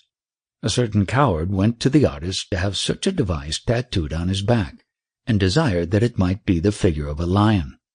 But when he felt the pricks of the needles, he roared with pain, and said to the artist, What part of the lion are you now painting? The artist replied, I am doing the tail. The patient cried, Never mind the tail, go on with another part. The artist accordingly began in another part, but the patient again cried out and told him to try somewhere else. Wherever the artist applied his needles, the patient raised similar objections, till at last the artist dashed all his needles and pigments on the ground and refused to proceed any further. The Prophet's counsels to Ali to follow the direction of the pure spiritual guide and to endure his chastisements patiently. The Prophet said to Ali, O Ali, thou art the Lion of God, a hero most valiant. Yet confide not in thy lion-like valor, but seek refuge under the palm trees of the truth. Whoso takes obedience as his exemplar shakes its proximity to the ineffable presence. Do thou seek to draw near to reason? Let not thy heart rely, like others, on thy own virtue and piety. Come under the shadow of the man of reason. Thou canst not find it in the road of the traditionist. That man enjoys close proximity to Allah. Turn not away from obedience to him in any wise, for he makes the thorn a bed of roses, and gives sight to the eyes of the blind. His shadow on earth is as that of Mount Qaf. His spirit is as Simurg soaring on high. He lends aid to the slaves of the friends of God, and advances to high place them who seek him. Were I to tell his praises to the last day, my words would not be too many nor admit of curtailment. He is the son of the spirit, not that of the sky. For from his light man and angels draw life. That sun is hidden in the form of a man. Understand me, Allah knows the truth. O Ali, out of all forms of religious service, choose thou the shadow of that dear friend of God. Every man takes refuge in some form of service and chooses for himself some asylum. Do thou seek refuge in the shadow of the wise man, that thou mayest escape thy fierce secret foes? Of all forms of service, this is the fittest for thee. Thou shalt surpass all who were before thee. Having chosen thy director, be submissive to him, even as Moses submitted to the commands of Kir's. Have patience with Kir's actions, O sincere one, lest he say there is a partition between us. Though he stave in thy boat, yet hold thy peace. Though he slay a young man, heave not a sigh. God declares his hand to be even as God's hand, for he saith, the hand of God is over their hands. The hand of God impels him and gives him life. Nay, not life only, but an eternal soul. A friend is needed. Travel not the road alone. Take not thy own way through this desert. Whoso travels this road alone only does so by aid of the might of holy men. The hand of the director is not weaker than theirs. His hand is none other than the grasp of Allah. If absent saints can confer such protection, doubtless present saints are more powerful than absent. If such food is bestowed on the absent, what dainties may not the guest who is present expect? The courtier who attends in the presence of the king is served better than the stranger outside the gate. The difference between them is beyond calculation. One sees the light, the other only the veil. Strive to obtain entrance within, if thou wouldst not remain as a ring outside the door. Having chosen thy director, be not weak of heart, nor yet sluggish and lax as water and mud. But if thou takest umbrage at every rub, how wilt thou become a polished mirror? Story 11. The Lion Who Hunted with the Wolf and the Fox.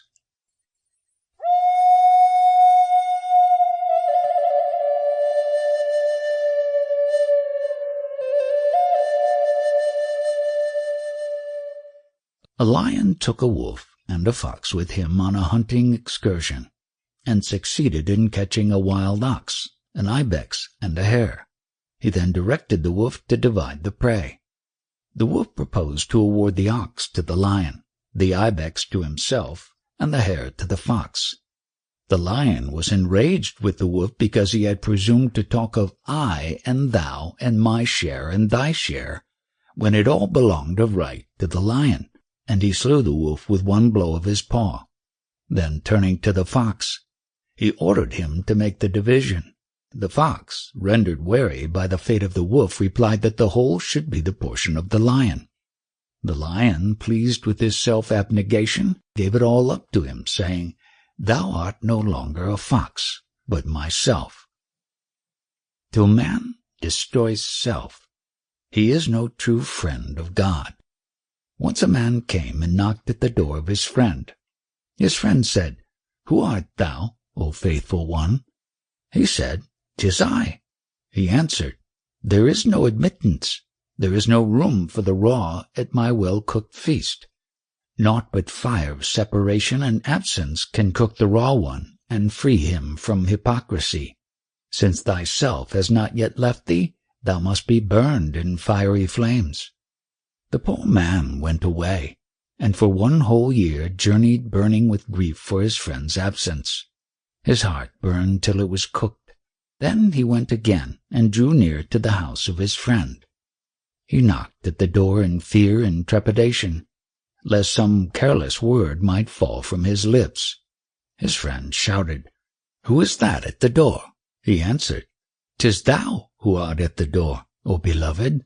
The friend said, Since 'tis I, let me come in. There is not room for 2 eyes in one house. Story 12. Joseph and the Mirror.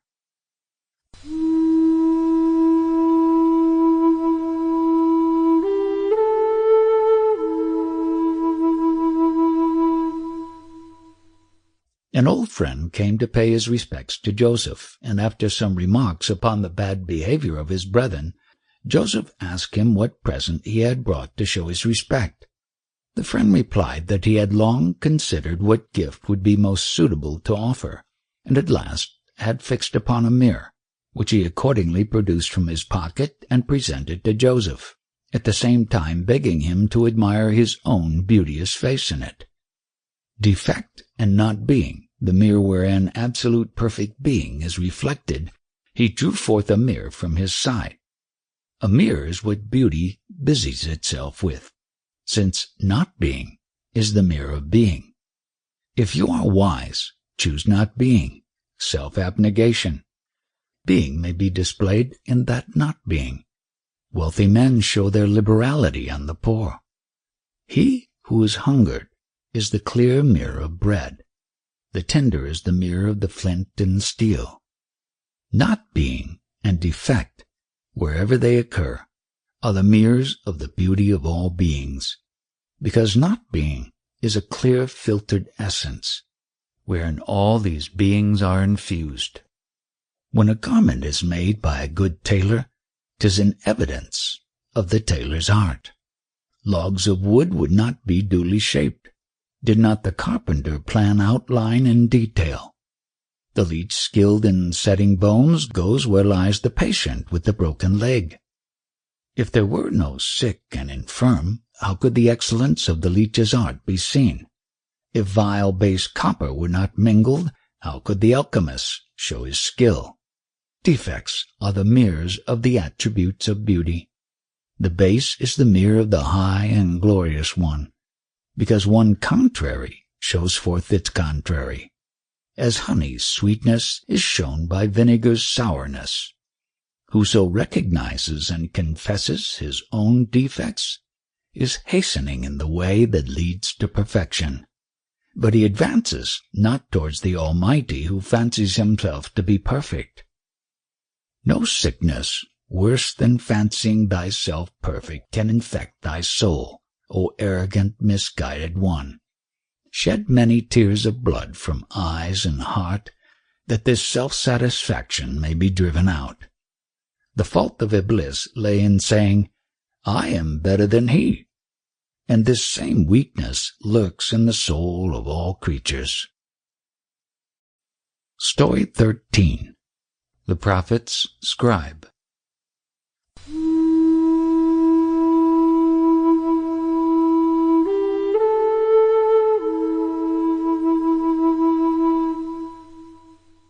The prophet had a scribe who used to write down the text that fell from his lips.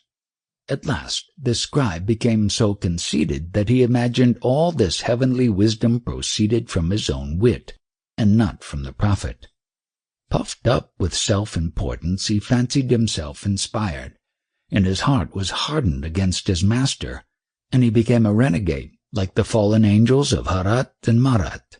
He took his own foolish surmises to be the truth, whereas they were all wide of the mark, as those of the deaf man who went to condole with the sick neighbor and answered all his remarks at cross purposes. How philosophers deceive themselves. On the last day, when the earth shall quake with quaking, this earth shall give witness of her condition. For she shall tell out her tidings openly. Yea, earth and her rocks shall tell them forth. The philosopher reasons from base analogies. True reason comes not out of a dark corner. The philosopher, I say, denies this in his pride of intellect. Say to him, go dash thy head against a wall. The speech of water, of earth, of mire, is audible by the ears of men of heart.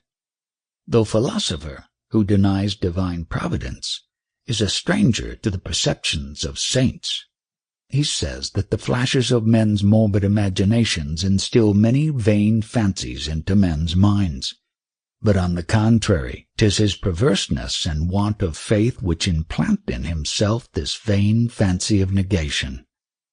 The philosopher denies the existence of the devil. At the same time he is the devil's laughing stock. If thou hast not seen the devil, look at thyself. Without demon's aid, how came that blue turban on thy brow? Whoso has a doubt or disquietude in his heart is a secret denier and philosopher. Now and then he displays firm belief, but that slight dash of philosophy blackens his face. Beware, O believers, that lurks in you too. You may develop innumerable states of mind. All the 72 heresies lurk within you. Have a care, lest one day they prevail over you.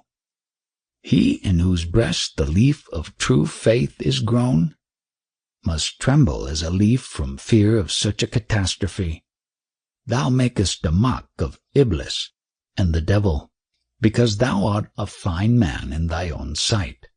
But when thy soul shall tell thy wretched faults, what lamentation thou wilt cause to the faithful. The sellers of base gold sit smiling in their shops, because the touchstone is not as yet in their sight. O veiler of sins, strip not the veil from us. Lend us aid on the day of trial. Story 14. The Chinese and the Greek Artists.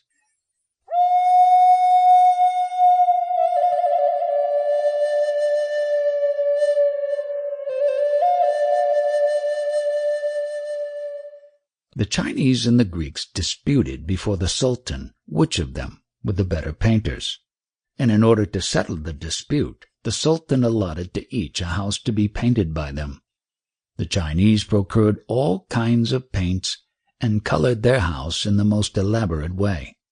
The Greeks, on the other hand, used no colors at all, but contented themselves with cleansing the walls of their house from all filth, and burnishing them till they were as clear and bright as the heavens. When the two houses were offered to the Sultan's inspection, that painted by the Chinese was much admired, but the Greek house carried off the palm, as all of the colors of the other house were reflected on its walls with an endless variety of shades and hues. Knowledge of the heart preferable to the knowledge of the schools. The knowledge of men of heart bears them up. The knowledge of men of the body weighs them down. When 'tis knowledge of the heart, it is a friend. When knowledge of the body, it is a burden. God saith, as an ass bearing a load of books, the knowledge which is not of him is a burden. Knowledge which comes not immediately from him endures no longer than the rouge of the tire woman.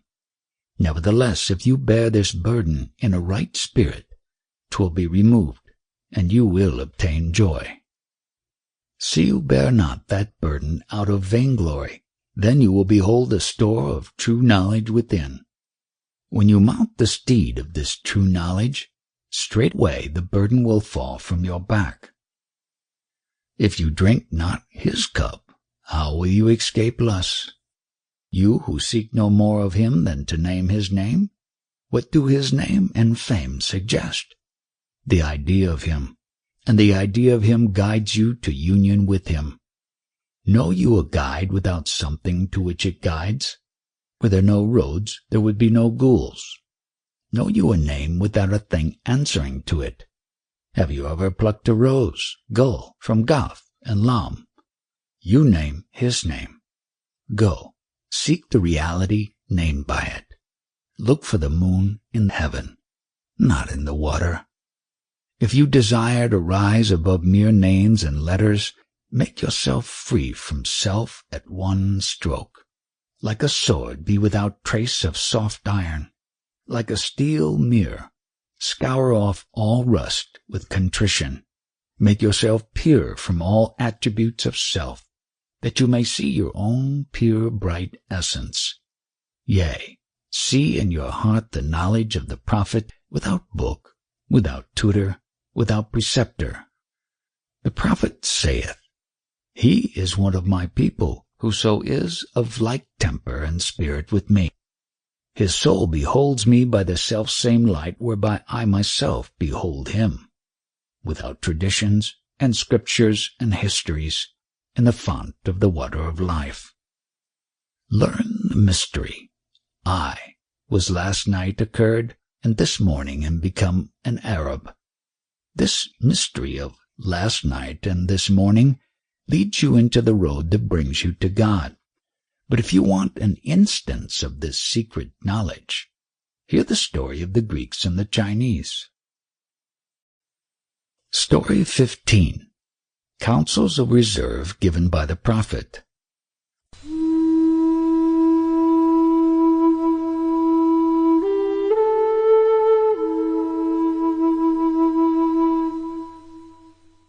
At dawn the Prophet said to Zayd, "How is it with thee this morning, O pure disciple?" He replied, "Thy faithful slave am I." Again he said, "If the garden of faith has bloomed, show a token of it." He answered, "I was athirst many days. By night I slept not for the burning pangs of love, so that I passed by days and nights, as the point of a spear glances off a shield. For in that state all faith is one. 100,000 years and a moment are all one. World without beginning and world without end are one. Reason finds no entrance when mind is thus lost."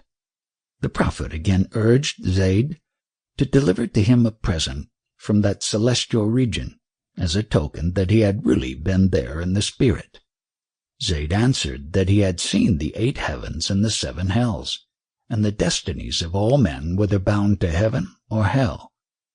The body, he said, is as a mother, and the soul as her infant, and death is the time of parturition, when it becomes manifest to what class the infant soul belongs.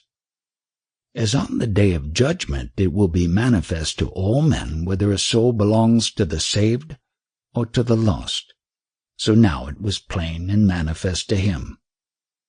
He went on to ask the Prophet if he should publish this secret knowledge of his to all men, or hold his peace. The Prophet told him to hold his peace. Zayd, however, proceeded to detail the vision of the Last Judgment which he had seen when in the Spirit, and the Prophet again commanded him to pause, adding that God is never ashamed to say the truth, and allows his Prophet to speak forth the truth, but that for Zayd to blab forth the secret seen in ecstatic vision would be wrong. Zayd replied that it was impossible for one who had once beheld the Son of the Truth to keep his vision a secret.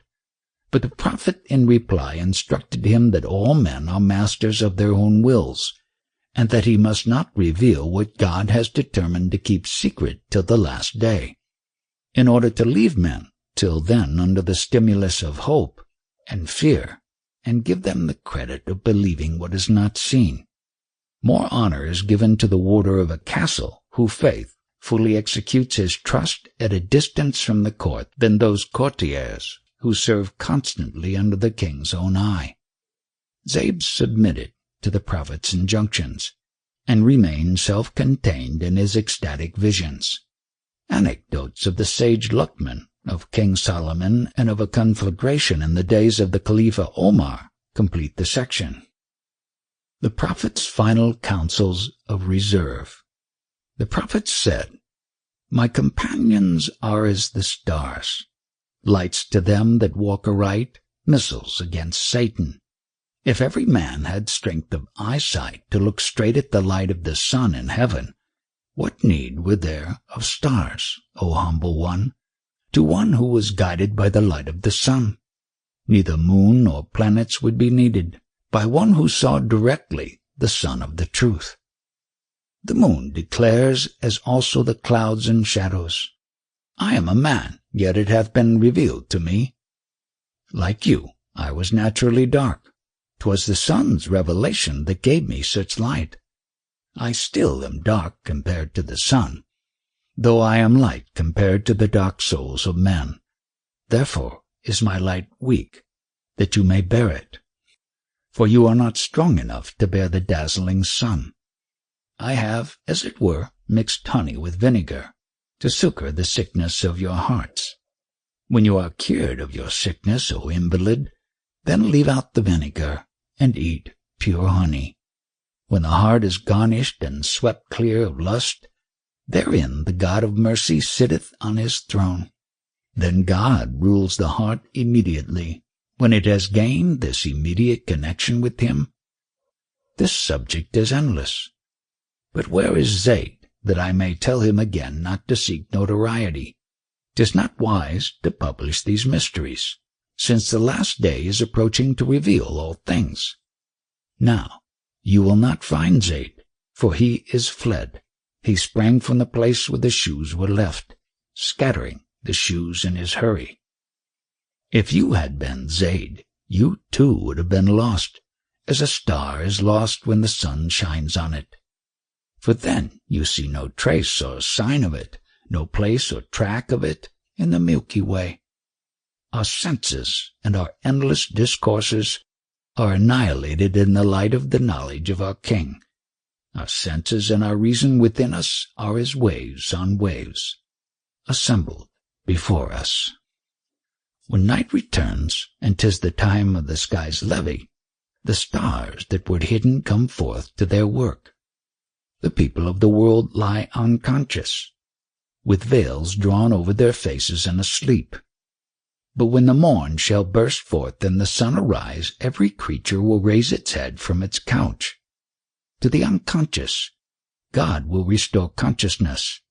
They will stand in rings as slaves with rings in ears, dancing and clapping hands with songs of praise, singing with joy. Our Lord hath restored us to life, shedding their old skins and bones as horsemen stirring up a cloud of dust, all pressing on from not being to being on the last day, as well as the thankful as the unthankful. Story 16. Ali's Forbearance.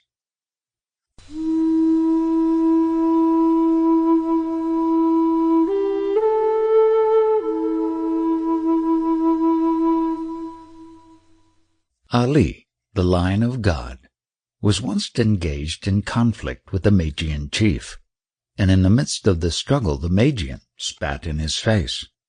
Ali, instead of taking vengeance on him, at once dropped his sword, to the Magian's great astonishment.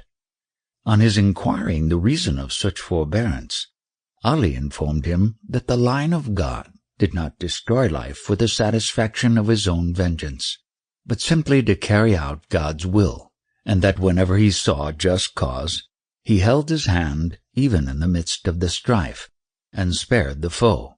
The Prophet, Ali continued, had long since informed him that he would die by the hand of his own stirrup-bearer, Ibn Maljan, and the stirrup-bearer had frequently implored Ali to kill him, and thus save him from the commission of that great crime. But Ali said he always refused to do so, as to him death was as sweet as life, and he felt no anger against his destined assassin, who was only the instrument of God's eternal purpose. The Magian chief, on hearing Ali's discourse, was so much affected that he embraced Islam, together with all his family, to the number of 50 souls. How the Prophet whispered to Ali's stirrup-bearer that he would one day assassinate his master. The Prophet whispered in the ear of my servant that one day he would sever my head from my neck. The Prophet also warned by inspiration me, his friend, that the hand of my servant would destroy me. My servant cried, "Oh, kill me first, that I may not become guilty of so grievous a sin." I replied, "Since my death is to come from thee, how can I balk the fateful decree?" He fell at my feet and cried, "O gracious Lord, for God's sake cleave now my body in twain, that such an evil deed may not be wrought by me, and my soul burn with anguish for its beloved." I replied, "What God's pen has written, it has written. In presence of its writings, knowledge is confounded. There is no anger in my soul against thee, because I attribute not this deed to thee. Thou art God's instrument. God's hand is the agent. How can I chide or fret at God's instrument?" He said, "If this be so, why is there retaliation?" I answered, "'Tis from God, and 'tis God's secret. If he shows displeasure at his own acts, from his displeasure he evolves a paradise. He feels displeasure at his own acts, because he is a God of vengeance as of mercy. In this city of events, he is the Lord. In this realm, he is the king who plans all events. If he crushes his own instruments, he makes those crushed ones fair in his sight. Know the great mystery of whatever verses we cancel or cause you to forget, we substitute better for them. Whatever law God cancels, he makes as a weed, and in its stead he brings forth a rose. So night cancels the business of the daytime. When the reason that lights our minds becomes inanimate, again, night is cancelled by the light of day. An inanimate reason is rekindled to life by its rays. Though darkness produces this sleep and quiet, is not the water of life in the darkness? Are not spirits refreshed in that very darkness? Is not that silence the season of heavenly voices? For from contraries are brought forth. Out of darkness was created light. The prophets' wars brought about the present peace. The peace of these latter days resulted from those wars. That conqueror of hearts cut off 1,000 heads, that the heads of his people might rest in peace. God's rebuke to Adam for scorning Iblis. To whomsoever God's order comes, he must smite with his sword even his own child. Fear then, and revile not the wicked, for the wicked are impotent under God's commands. In presence of God's commands bow down the neck of pride. Scoff not nor chide even them that go astray. One day Adam cast a look of contempt and scorn upon Iblis, thinking what a wretch he was. He felt self-important and proud of himself, and he smiled at the actions of cursed Iblis. God Almighty cried out to him, O pure one, thou art wholly ignorant of hidden mysteries. If I were to blab the faults of the unfortunate, I should root up the mountains from their bases, and lay bare the secrets of 100 Adams, and convert 100 fresh Iblises into Muslims. Adam answered, I repent me of my scornful looks. Such arrogant thoughts shall not be mine again. O Lord, pardon this rashness in thy slave. I repent, chastise me not for these words. O aider of aid-seekers, guide us, for there is no security in knowledge or wealth. Lead not our hearts astray after thou hast guided us, and avert the evil that the pen has written. Turn aside from our souls the evil written in our fates. Repel us not from the tables of purity. O God, thy grace is the proper object of our desire.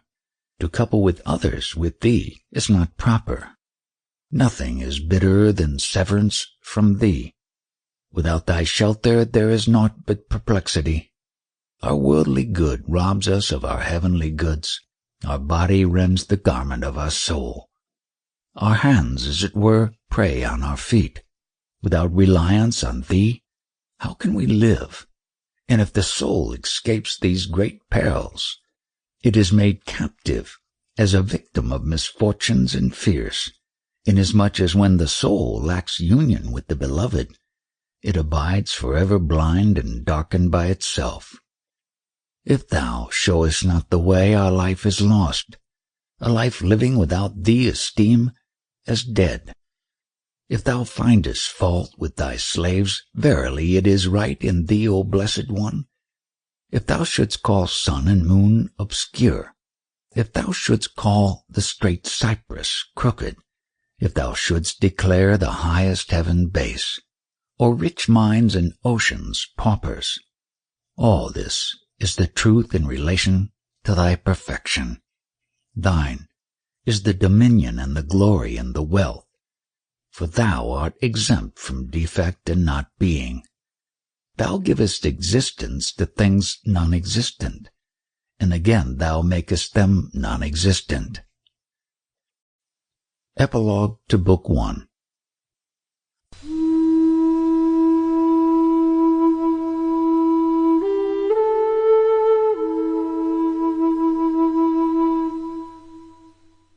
Alas, the forbidden fruits were eaten, and thereby the warm life of reason was congealed. A grain of wheat eclipsed the son of Adam, like as the dragon's tail dulls the brightness of the moon. Behold, how delicate is the heart, that a morsel of dust clouded its moon with foul obscurity. When bread is substance to eat, it nourishes us. When 'tis empty form, it profits nothing. Like as the green thorn which is cropped by the camel, and then yields him pleasure and nutriment, when its greenness has gone and it becomes dry, if the camel crops that same thorn in the desert, it wounds his palate and mouth without pity, as if conserve of roses should turn to sharp swords. When bread is substance, it is as a green thorn. When 'tis form, 'tis as the dry and coarse thorn. And thou eatest it in the same way, as of yore thou wert wont to eat it. O helpless being, eatest this dry thing in the same manner. After the real substance is mingled with dust, it has become mingled with dust, dry in pith and rind. O camel, now beware of that herb. The word is become foul with mingled earth. The water is become muddy. Close the mouth of the well till God makes it again pure and sweet. Yea, till he purifies what he has made foul, patience will accomplish thy desire. Not haste. Be patient. God knows what is best.